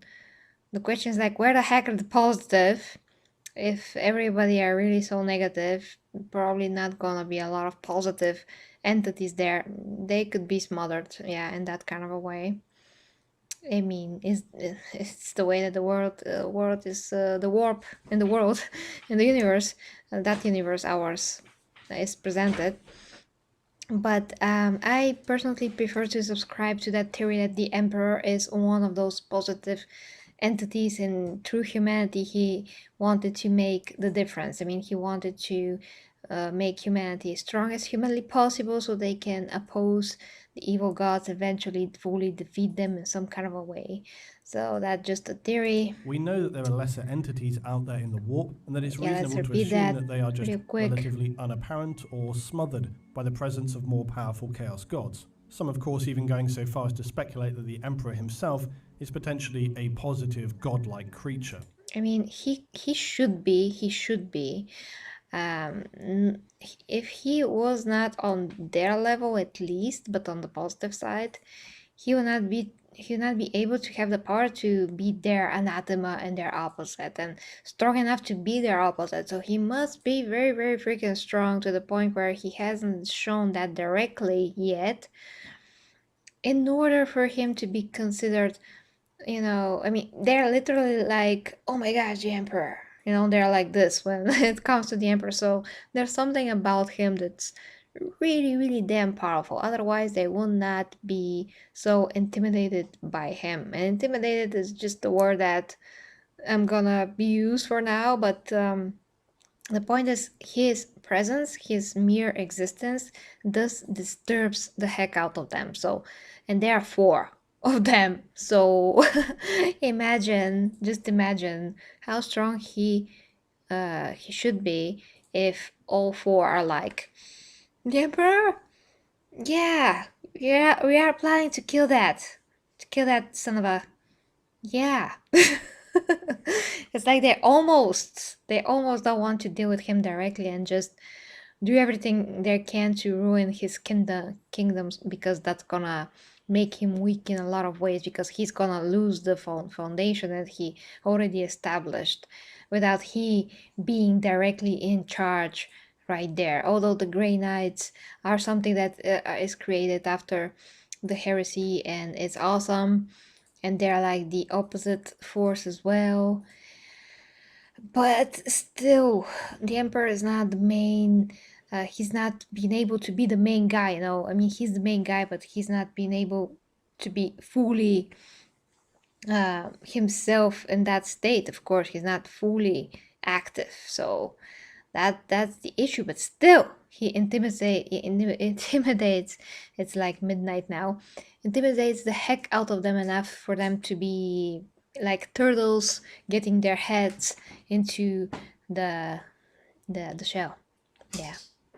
He is, after all, an anathema to the Chaos Gods. It also raises further questions like, do the Chaos Gods truly represent darkness and evil? Why would you ask this right now after saying that he is the anathema? This doesn't make that much sense to me, where there's more interesting questions which I hear, explained.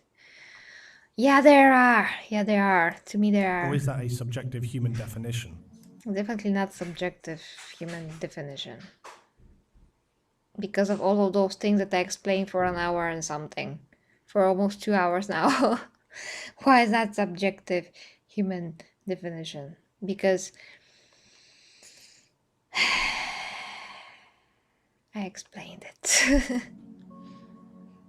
The Chaos God Tzeentch, for example, revels in change and disruption, and whilst it's true you can make a connection of change and disruption being a negative thing, another view would be that it simply represents an opposing position of order and stability. Do we attach automatically the concept of evil to this? Yeah, if you're opposite to order and stability, that is literally a negative thing. Stability is a positive thing, order is a positive thing if it's used in a good way, of course, in a good way. If there's chaos, there just cannot be linear progression of development, because just everything's gonna be like this, you know, like this. I know what I mean. But what he's now getting at, I already kind of explained beforehand, so we'll see where I'm gonna stop. It's true that within the Chaos Pantheon, their followers and wars cause devastating suffering, but arguably no more than any other race in the far future. Well, that doesn't mean that it doesn't cause more suffering than any other race or in any other space. That doesn't mean that it's good. It's gonna be bad there, and it's gonna be bad here. So it's still bad. You're interrupting this race, whatever race that is, their natural development, their progression, their everything that they want to achieve. You're constantly interrupting that with suffering, death, suffering, death, suffering, death. Like somebody is born, he has a great potential to be, let's say, a space marine, and he's one of those rare cases where he's suitable to be space marine, and he can be a beacon for hope, and that person can someday save thousands upon thousands of lives. And here comes that's just an example, okay? And here comes some kind of an event that is orchestrated by the demons, legions of chaos, and that space marine, that's future space marine, dies before he can become space marine, so he does not end up saving all of those thousands upon thousands of lives. So what is this act?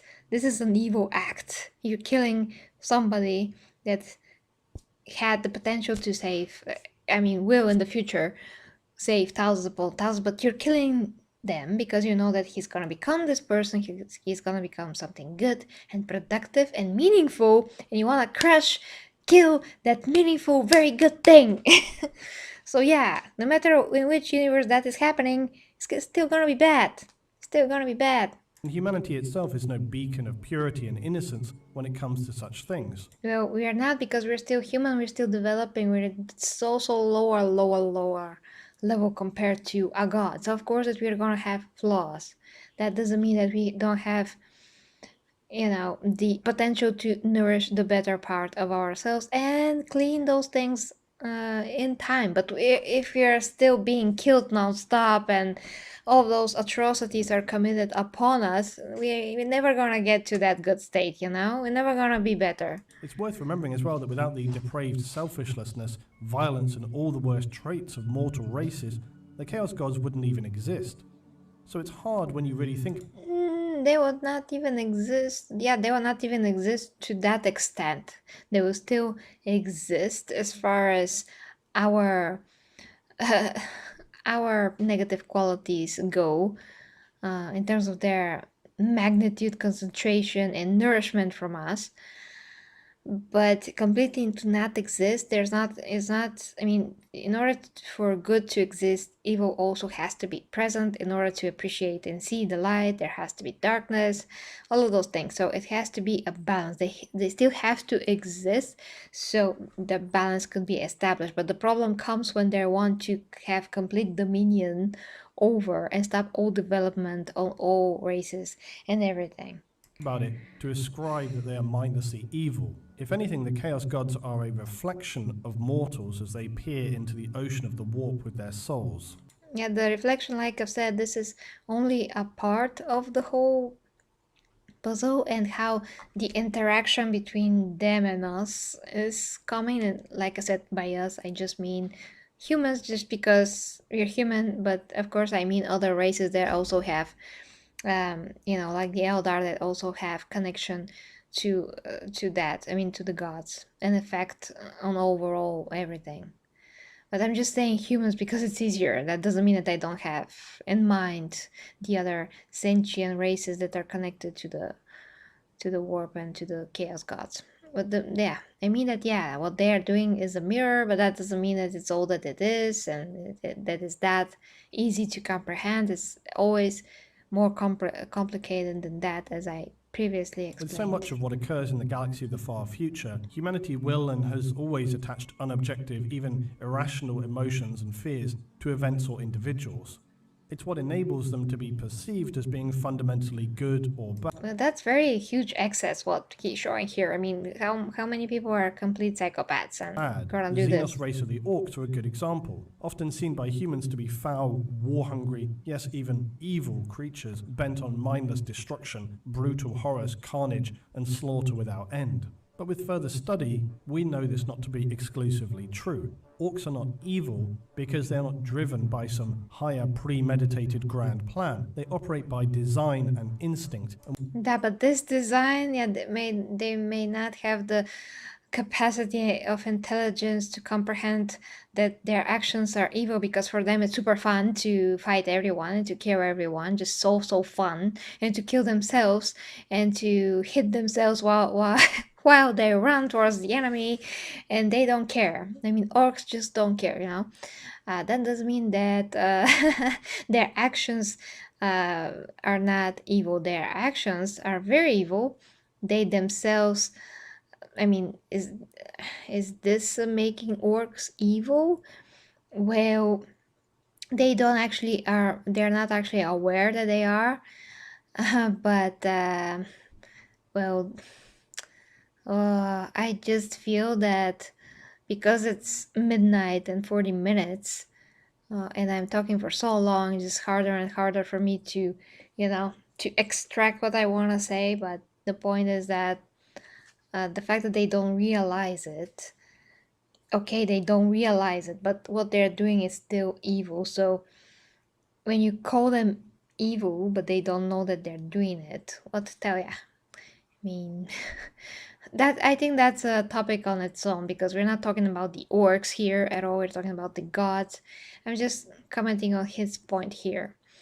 Yeah, that they're doing evil things, but are they evil? Topic for another video. Within that, you could also include the Tyranids, who operate with much of the same core drives. Depending how far along you want to go with this, it can become significantly complicated and very philosophical. Ultimately, we view things with a human point of view.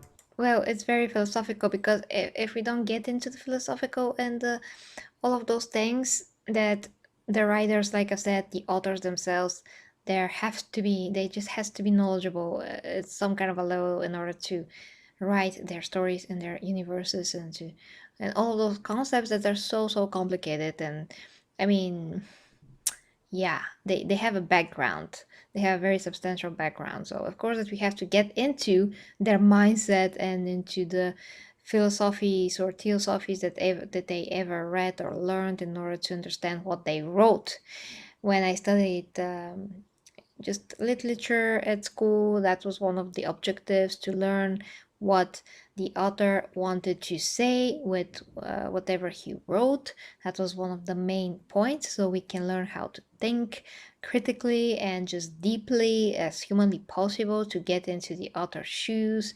So we had to learn about them, and then when we learned about their life and what events they went even through their lives, then we learned about we took their art, what they wrote, whether that was a poem or whether that was a novel, and we dissected it as humanly possible.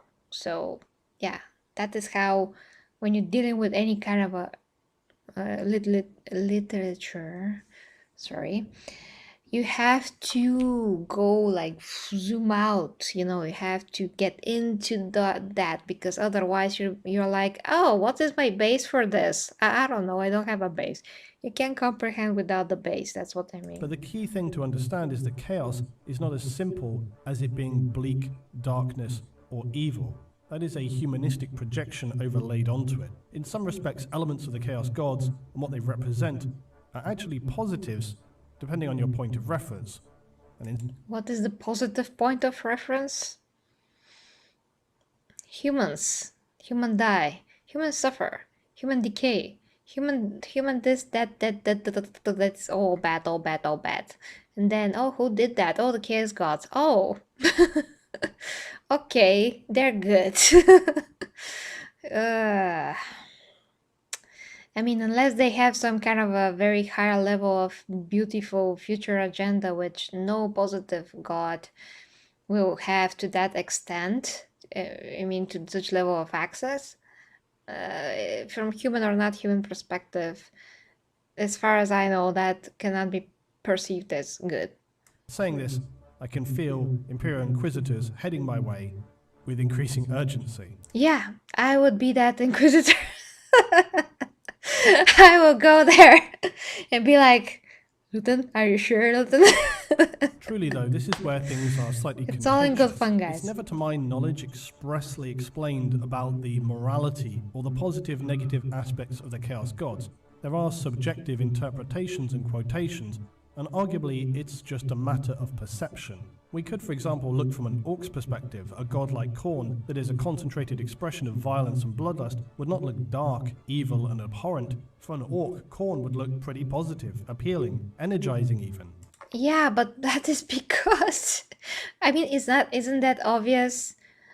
He just said, Jesus, they're not aware that what they're doing is bad because for them it's good. Because they're not aware that it's bad. They don't have the intelligence for that. They're just acting upon emotion. I mean, emotion is just the pure satisfaction, just hitting something and just fighting with something. They're very primal in that way. You cannot measure, especially something as the gods, to these spores level. I mean, spores with legs and arms and feet and mouths with long teeth, all those things. You cannot measure by them to be like, oh yeah, conclusion, the orcs, because they perceive their god Khorne to be great guy because he gives them war and fun. Well, here we have the authority, which is the god, and he is aware of the things that he's causing with all of those actions. He's like, yeah, those mindless creatures, those spores, just like, go spores, go team, like, do my bidding, you know? It's literally like minions, and minions, the fact that they are not aware and they cannot perceive or comprehend what they're doing or whatever is evil or is good and why is evil or why is good, doesn't mean that it's not, it doesn't mean that it's good. It just means that they're stupid, literally stupid in that way and empty in that way, and they do not have the compartments into their being in which compartments you can put the information so they can assimilate that and be like, oh yeah, now we are aware of what we're actually doing.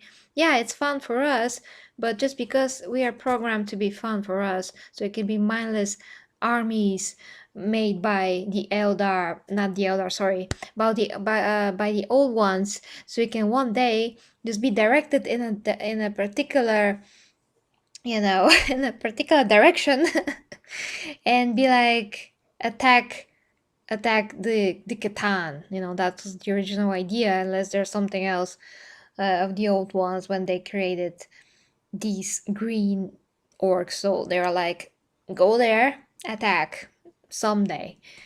So yeah, and they were made in such a way that they're literally made to be hollow inside with a lot less organs, so when they're hit, they're not taking actual damage that will hinder their performance in battle. They will not hit anything. I mean, you're probably not going to hit something important, so they're very hard to kill. Everything works if they wish it to work, almost, although they do have some not engineers, but well, that's a long story about the orcs once again. But yeah, the point is, all of the aspects of the orcs are just created so they can be mindless drones and mindless army that is just unstoppable. I mean, they're chaotic, they can hurt themselves, but there's so many, and they're literally the green tide, how they're called when there's so many.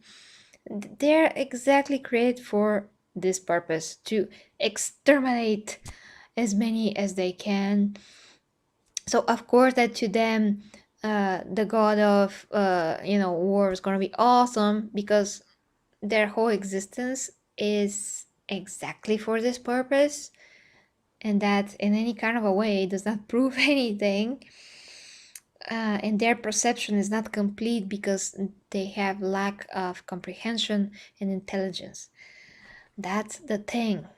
That's the thing. Now, of course, were it not for the fact that orcs have their own gods, Gork and Mork, I would never have any interest in following or worshipping chaos. On the other side of the coin, to some ordinary, non-superhuman citizens, extreme violence, bloodlust and death is perhaps shockingly not so positive or appealing. Are the chaos gods truly evil, or do they simply represent a balance of combined expression, where from a human perspective, There's no balance. I mean, how can you say balance of combined expression? What does that even mean with them? They're all about excess. Each and every one of them wants to go their way in their field of you know in their fields of disgusting things. They just want that to the furthest extent, because the further it gets, the more emotions are projected into the work, the most feelings, and they feed upon that. So they want the worst possible, the most extreme possible of everything.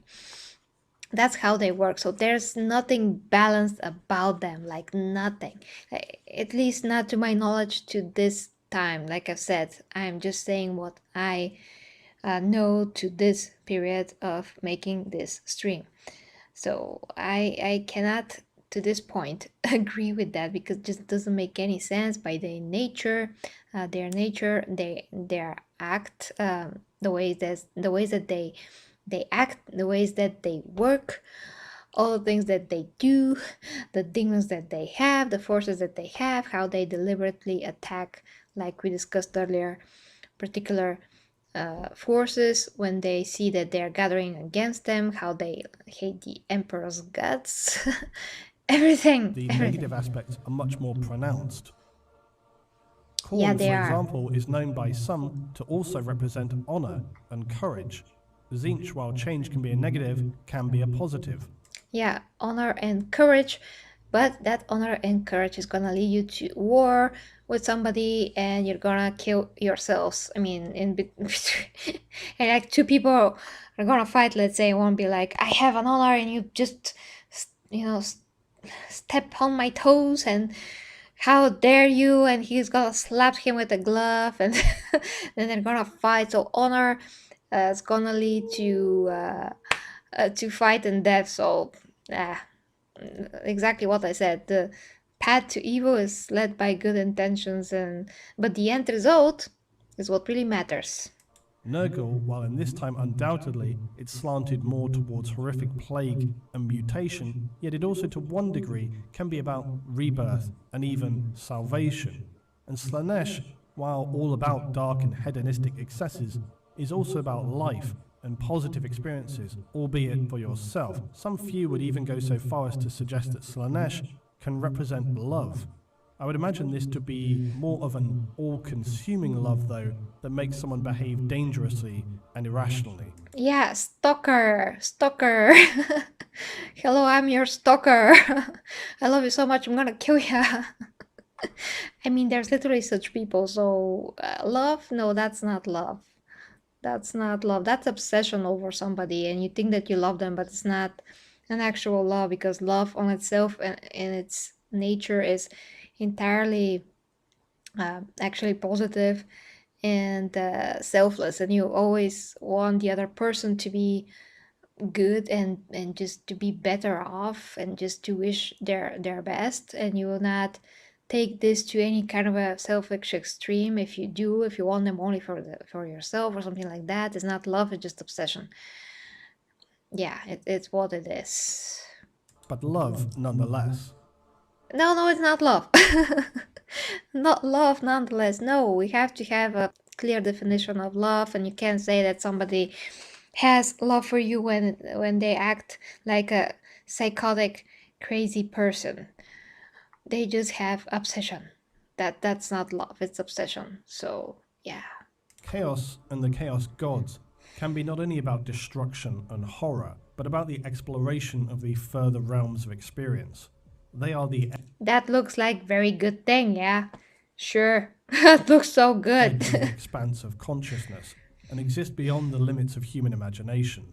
To this end, can you That ever too. really say you would understand such beings or be able to comprehend what they could offer, what they could show you, or how this would alter your perception?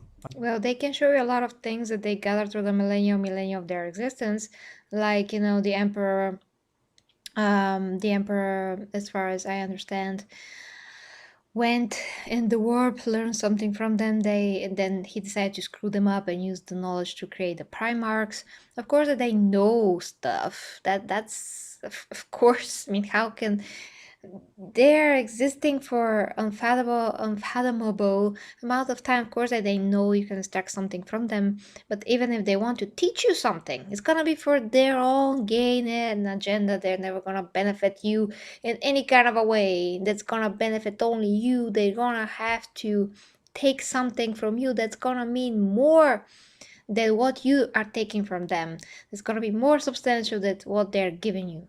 Whatever they're going to give you is going to further their agenda. It's going to help them. It's not going to help you.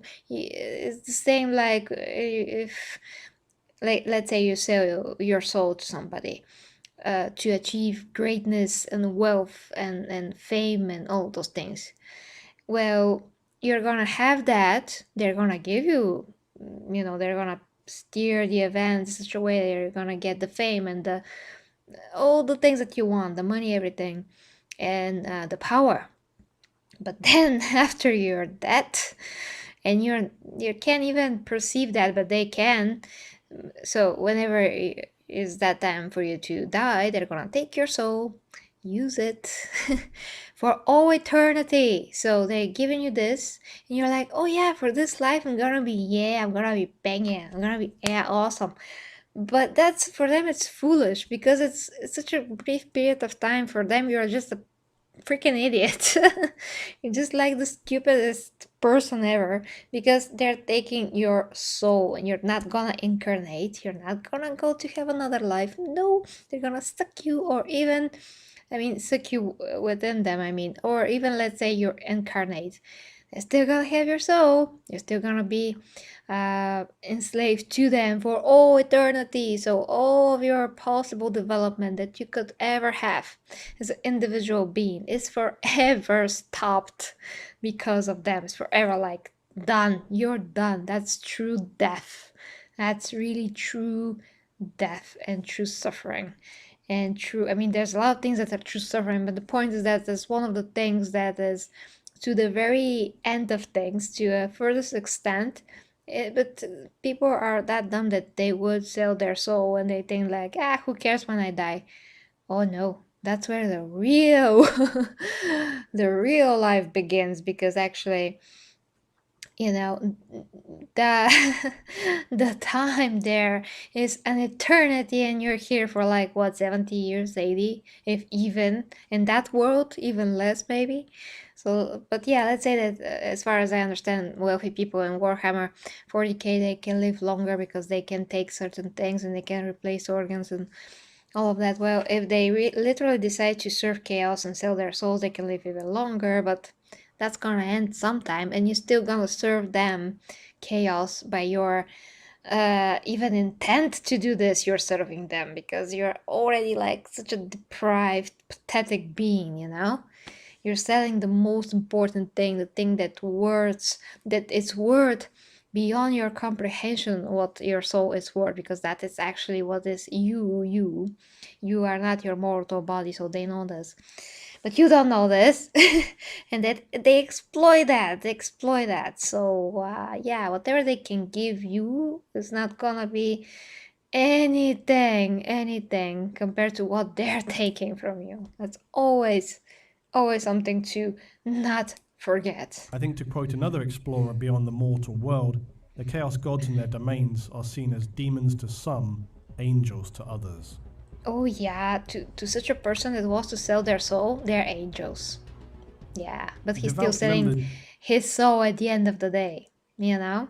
of the Imperium's ecclesiarchy So once again, the end result is what matters. The end result's always gonna benefit them. And that's what makes them evil.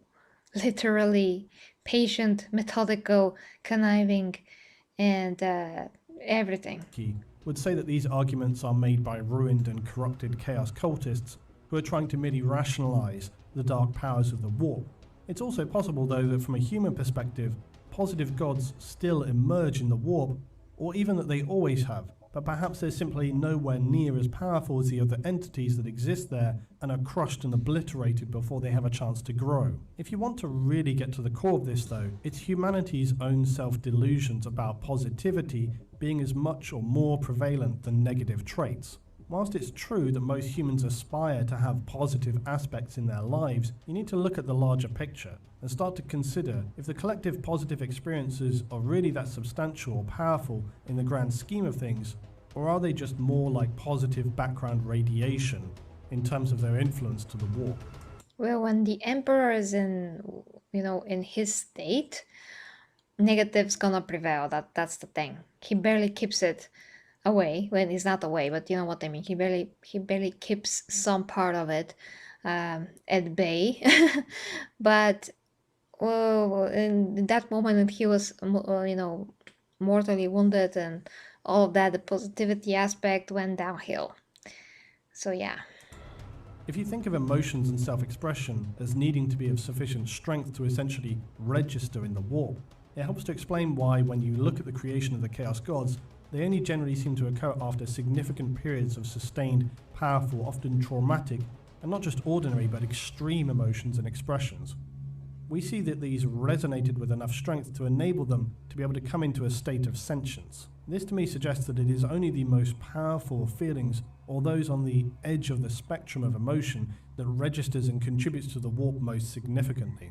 While positive feelings like family bonding, loyalty, honor, appreciation of art and beauty, and of course love and devotion can be powerful in moments, do those situations happen more often and in significant strength to counterbalance the generally more regular and arguably more powerful negative aspects of pain and suffering that are and always have been so widespread?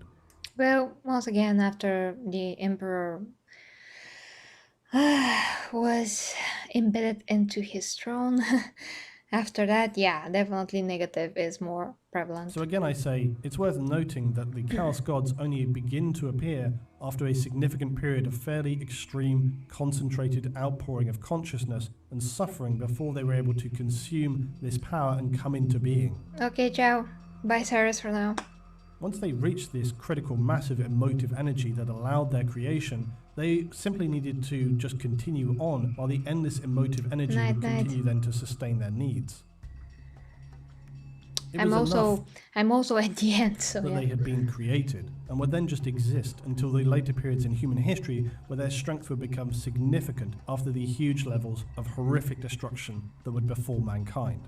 Yeah. Essentially, it would have taken, or would take, a very, very powerful, consistent act of positive consciousness to bring a true positive God into existence within the warp. Yeah, what the Emperor did is another topic on its own.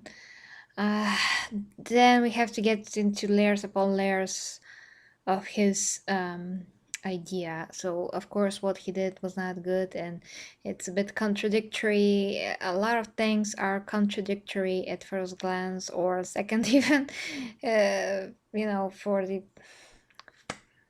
in the 40K. It's just very hard to talk because I spoke for 2 hours and 30 minutes almost. But it's another topic.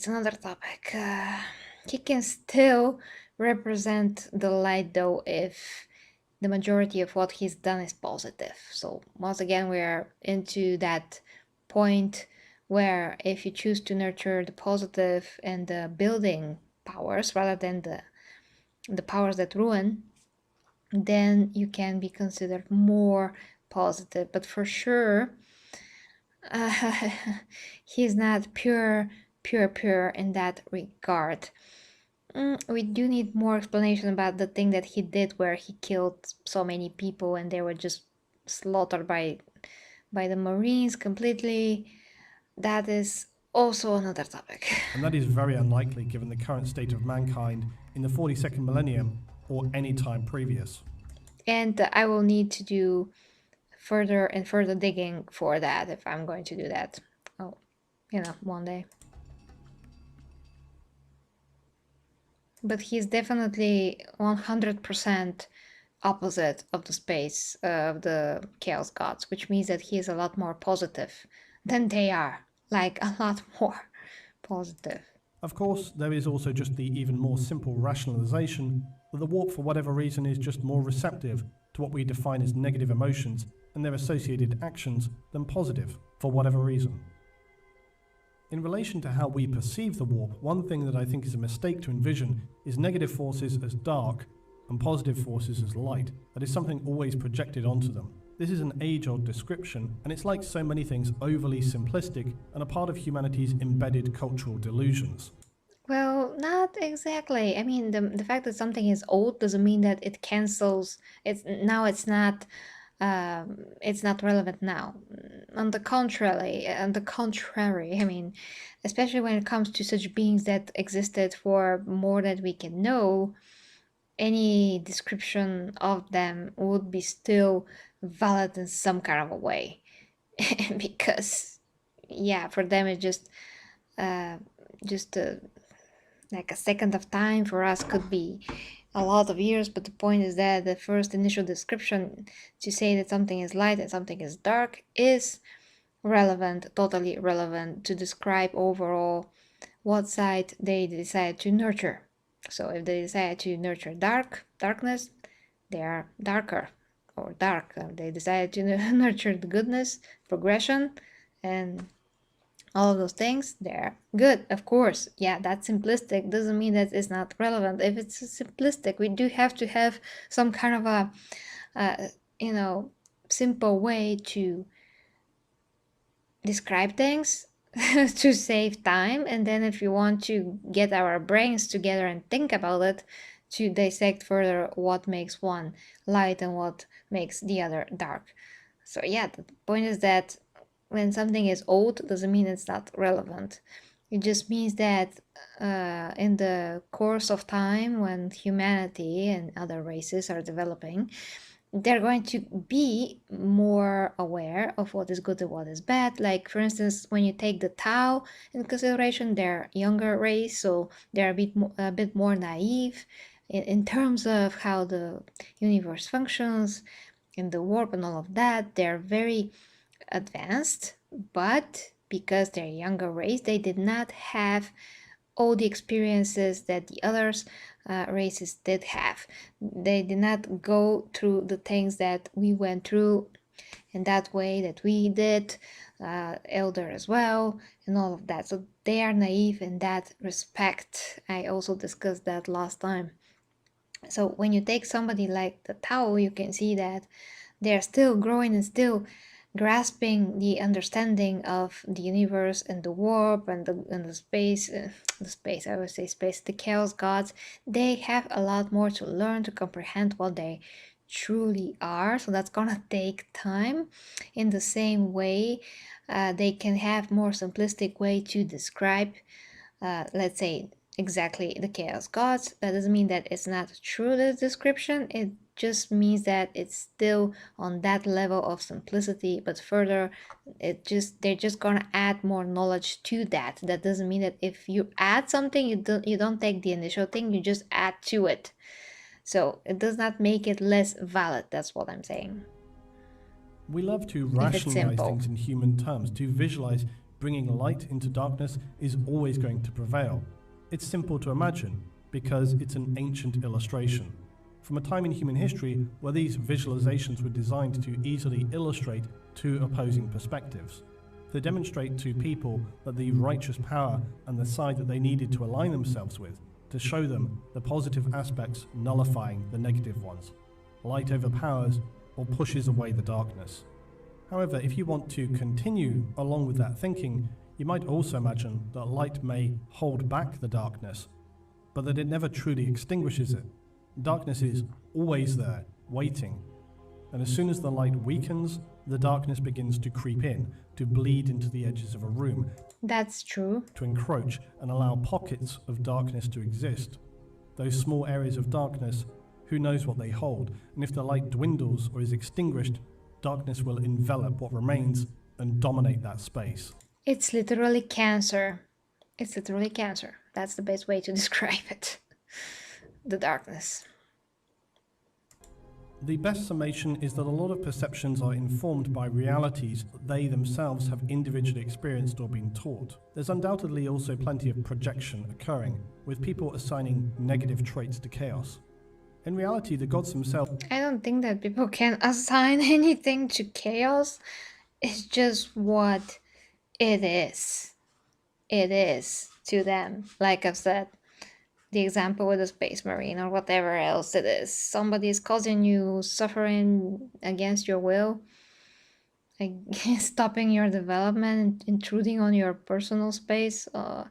Everything that is against your betterment is, of course, directly gonna be perceived as freaking evil, because it is by its nature, by the act itself on somebody doing something to you that you don't want to. You know, will not perceive nor be concerned by definitions so entirely human. One thing is for sure though, once the gods began to be aware that the activities of mortals outside their realm could imbue them with strength and thereby enable them to carry more strength into their great game, they became far more interested and proactive in influencing events in the material realm. yeah. This is where the followers like cultists, Astartes, traitors, and demons fit within the realm of chaos. They are the labourers of the gods, and their acts are always only to benefit their masters. Still, followers of chaos are not only those who can benefit from the realm. It is in fact suggested that the emperor gained some knowledge by travelling through a gateway to the realm of the all-powerful chaos gods, apparently appeasing them with promises only he could give, and they in return allowed him to return with the science to unlock the mysteries of creation. This knowledge would enable him to create the demi-godlike figures of the Primarchs. Although there is a question here that I have. If he took, you know, the knowledge of creation from these gods, and they're all about destruction and death and just consuming that and just keeping it in a loop so they can still consume it over and over and over again, how did they have this knowledge? That's interesting. Maybe they have it but they don't use it, or they're gonna use it when they want to create another world in case of these worlds eat themselves, destroy themselves too early or something. They drop the handles on things.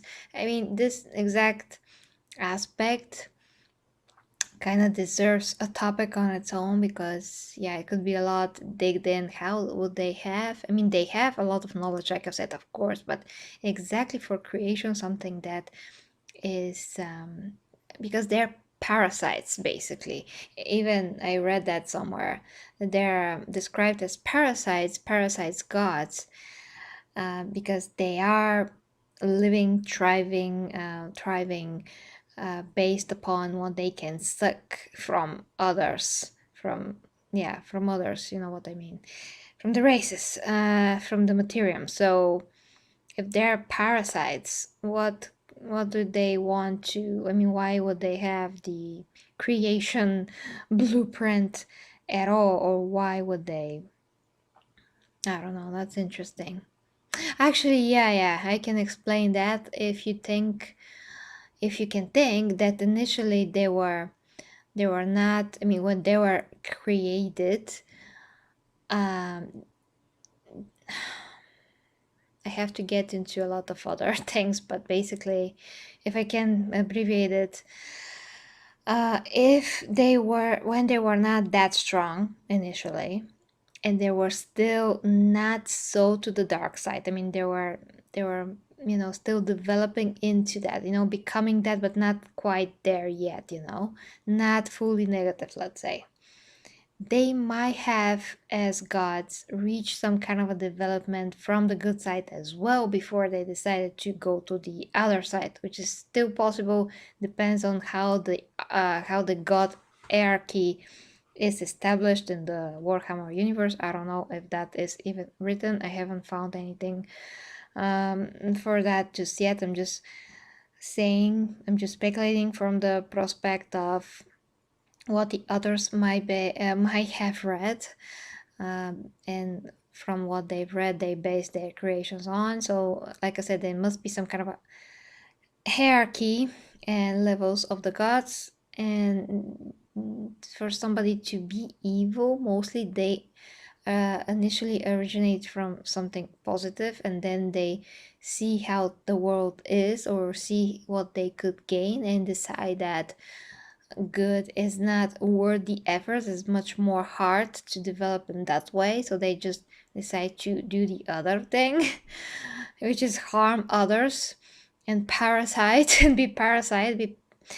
like this type of a relationship with other races, so they can grow in their own ways this way, and that for them could satisfy them enough, and they are not striving for anything higher than that in terms of wisdom or any kind of a development. But in their initial creation, if they were positive and then they became like neutral and then they became like negative, maybe the knowledge of creation was available to them because of their rich development to that point that was positive.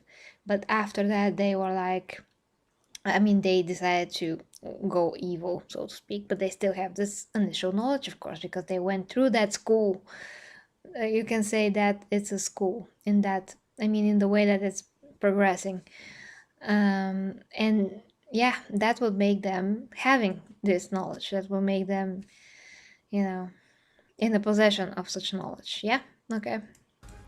The Emperor, though seemingly lying to the dark gods about his intentions, would then suffer at the hands of their powers, as they scattered the gestating pods of the Primarchs across the galaxy, and they would not be reunited with the Emperor until the Great Crusade. Now, these realities only further muddy the water around the Emperor and his true intentions, his foresight and knowledge about chaos, why he would consider such actions as being necessary, or that he could back out of deals made with these gods of the Immaterium, and what his intentions were with regard to his own position within the multi-millennia spanning history of humanity in the dark future. Yeah, that's interesting. Chaos is the most significant enemy of humanity in the future. The gods of the warp continually sow the seeds of any number of corrupting ways that eat away at our lives and our consciousness. These seeds of doubt, of fear, hatred, selfish ambition fester and rot away under the surface of society and the institutions of the Imperium, threatening to eat it alive from the inside out. The Chaos Gods seek to eternally exert their influence in the mortal realm, on its many races, and allow literal chaos to reign and give them strength for their great game. Interestingly though, the Chaos Gods also have by their nature a symbiotic relationship with the entities of the Materium, because the Chaos Gods only gain power through the actions, emotions, and emanations of mortals collectively. So ensuring chaos, unrest, death, destruction. Well, symbiotic is different. Symbiotic will basically, guys, it's almost 1 a.m. but we have just a little more to go. So symbiotic will be if the other side also benefits, but we do not benefit from them.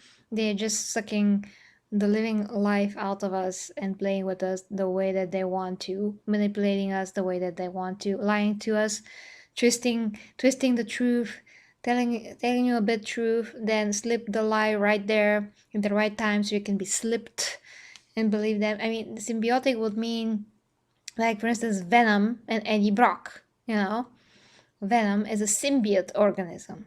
He gets attached to Eddie Brock, but when he gets attached to him, he gives him great powers beyond human capability. He gives him great perception of the world around him.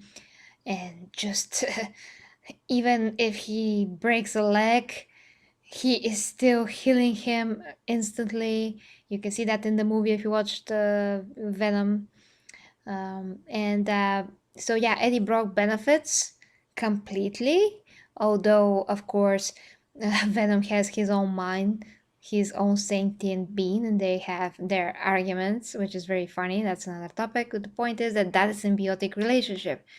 They are both have a benefit from that relationship, where we do not. And and what Venom benefits, well, Venom cannot exist without a host. I mean, he's just a splat on the floor. He has to combine with living organism in order to be fully capable and complete and just fully productive. I don't know how the word is right now. just I'm just starting to sleep here.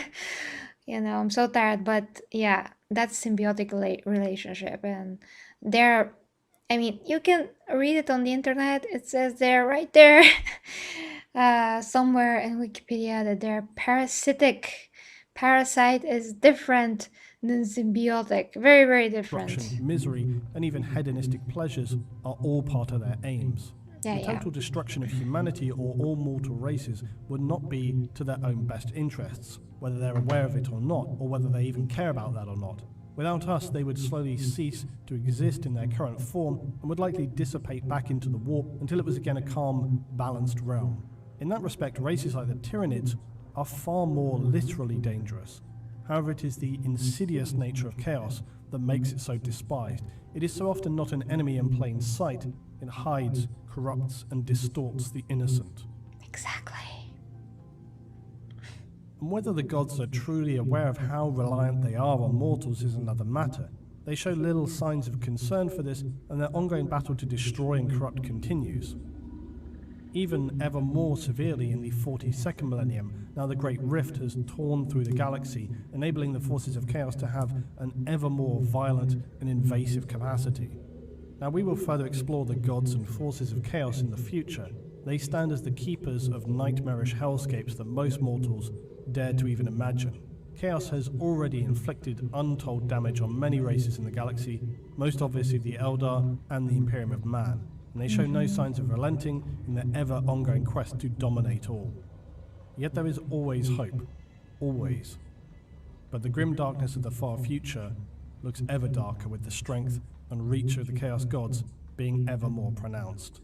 But there are those who care little about the forces of chaos and the gods therein. Creatures like the Orcs and Tyranids. There also remain those like the Eldar and mankind who are all too well aware of the danger that chaos poses to the entire galaxy to turn it into a warped, distorted realm of complete, total, and literal chaos.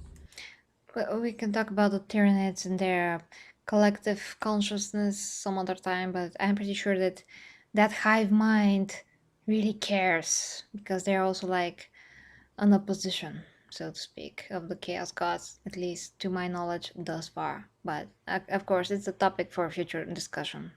And then there were the younger races like the Tau, who only now are beginning to understand the true nature of chaos. High Inquisitor Bronislaw was once known to have said that if my time in the Black Library taught me anything, it was, controversially, that chaos is already very much part of us. It deals in the currency of mortal souls and feeds off states and emotions that are in essence natural. Without us, there would be no chaos. Good and evil, right and wrong, these are binary oppositions that the inhabitants of this galaxy use to comfort and define themselves. I'm afraid much of the God Emperor's work is done in the grey area in between. This is the more truly worrying reality that humanity... Well, like I said, we can talk about the Emperor and his ways and his gray area, but that is kind of the point, that he is balanced.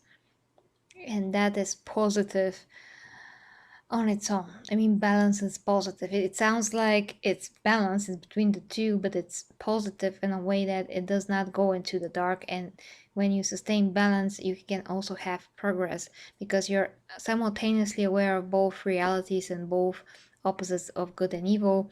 Therefore, you have full control over them both at the same time, and you can have your progression because you have your awareness, and you just don't fall into the bad. Yeah, another topic for another day. Like I said, well, so many topics can be born from anything here. Is chaos, and chaos is humanity. That's kind of misleading to me. I mean, chaos is humanity, not really. Yeah, but not yes, entirely, for all the other reasons that I explained. We cannot just look at this completely superficial. That's why I took so long to dig into this video, because there's so many things to dig into, which I think that deserves attention in order for further understanding. Yeah. Chaos is the ugly horror of ourselves. It's the side of ourselves we cannot face. It is the darkness that we define upon each other. It is the evil that men do. It is the distilled nature of mortals. The Imperium suffers because of chaos. This will always be so. But humans butcher, torture, repress, abuse. It's not, well, there's always hope, but there's always this is it's always going to be so. That's just, he said it's always going to, there's always hope, but if we are always going to nurture those bad qualities, there's no hope. Like, really, there's not.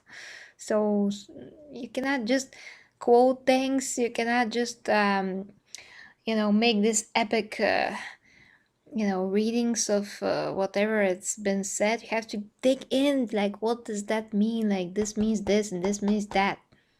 You have to define those things. You cannot just listen and just hear how epic it sounds, but not at all think for yourself. You have to think for yourself. And conspire against one another. Do we do all this because we want it to be so, or do we do this because the dark gods require? Do we know that humanity has free will? Or are we being danced like puppets to the tune and the whispers of the Dark Lords, more powerful than any mortal can understand?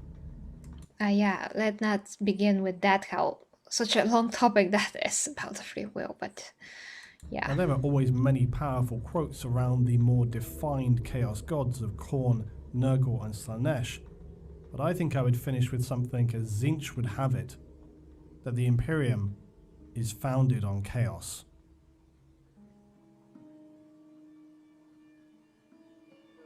Okay, I think that was it. Yeah, that was it. Okay, so Humans butcher. I just wanted to... That music is awesome, by the way. I just want to stop it here because that is amazing looking picture, just awesome. Okay, Imperium is founded on chaos. I don't think... I have to think about... It's founded on chaos. Yeah, that's gonna take a lot of time. How that is true and how that could be perceived. So guys, it's exactly 1 a.m. and I have to go to bed. But that was it, almost 3 hours of a stream. I can't believe it, but there's a lot more to say compared to Bricky's videos, because he just goes through the faction real quick and this and that, and just so fun. But Luetin's videos are much more in depth, so I wanted to go even further in depth, like really take that show. Yeah, as much as possible, guys. I know that you had like tons and tons of conversations in the comments. I'm sure there's gonna be a lot more comments in the comment section and in the live chat. So whatever you want to say, I'm gonna read it tomorrow. If you leave it in the live chat, I'm just gonna go through the comments real quick. So I do encourage you, whoever just joined in the middle, in order to understand, to see where I'm coming from, just to watch the beginning few minutes, just few minutes. I think that it's a few minutes where I explain how it's what is the line of thought, how much of information, understanding about spiritual things in general you must have, how much of that some of the writers, creators, authors in general do have, because otherwise they will not be able to create these universes. So they do comprehend a lot, and they do, when they comprehend that, they are able to put that on their own pages and create all of those things. But you have to understand where they're coming from, their knowledge, and by some of the things that there are here in the Warhammer universe, I personally, from my knowledge, I can say, they probably read this or they probably read that, because otherwise, how would you know about, There are really deep things in the Warhammer universe that are not found anywhere else. That there are some things that there are, like, for instance, Dune, you know, and Warhammer entities, even, they are inspired by other things. But I mean, in the larger scale, I do think that this is the largest, at least I had never seen anything larger than Warhammer as a universe. So yeah, it's most impressive because each and every faction and each and every piece of the lore just so detailed and so layered, and that's why I loved it, and that's why I got into it as quickly as I did.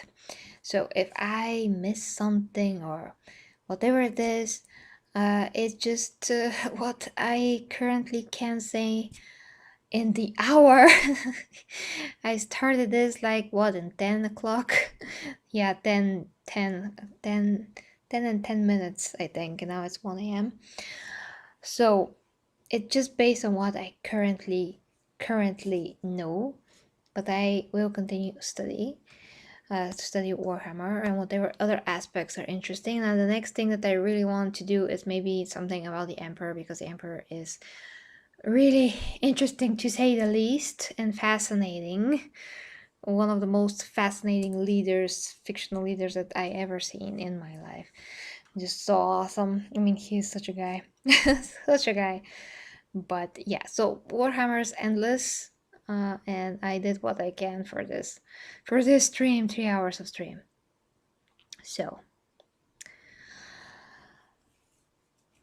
so yeah, guys, I saw that you are very active, and I'll see what maybe I can repeat the chat with some other browser tomorrow that has this function, and see what guys what you're saying. But have a great night, guys. Thank you very much for watching, and I'm still open to suggestions for anything Warhammer related, whatever I can do. In the meantime, I will continue studying, and but yeah, I have to cover the whole Death of Hope movie, because that is what it was one of the most requested things for me to cover. For the Emperor, good night, guys. I see you there, and yeah, till next time. Thank you for the support. You can check out my other channels if you like my OnlyFans for sex educational content. The new video for OnlyFans, by the way, for those of you that are subscribed to me there.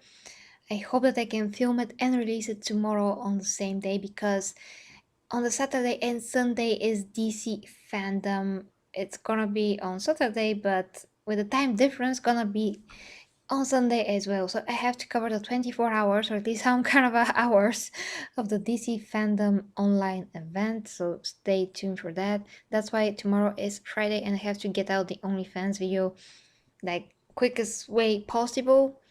So yeah, expect that tomorrow, guys. So till next time, Gear Reviews, thank you. And for the Emperor and for the Imperium, thanks, and I just can't wait to get more into the universe and for everything future that future holds for Warhammer. Sleep well, guys. Bye bye.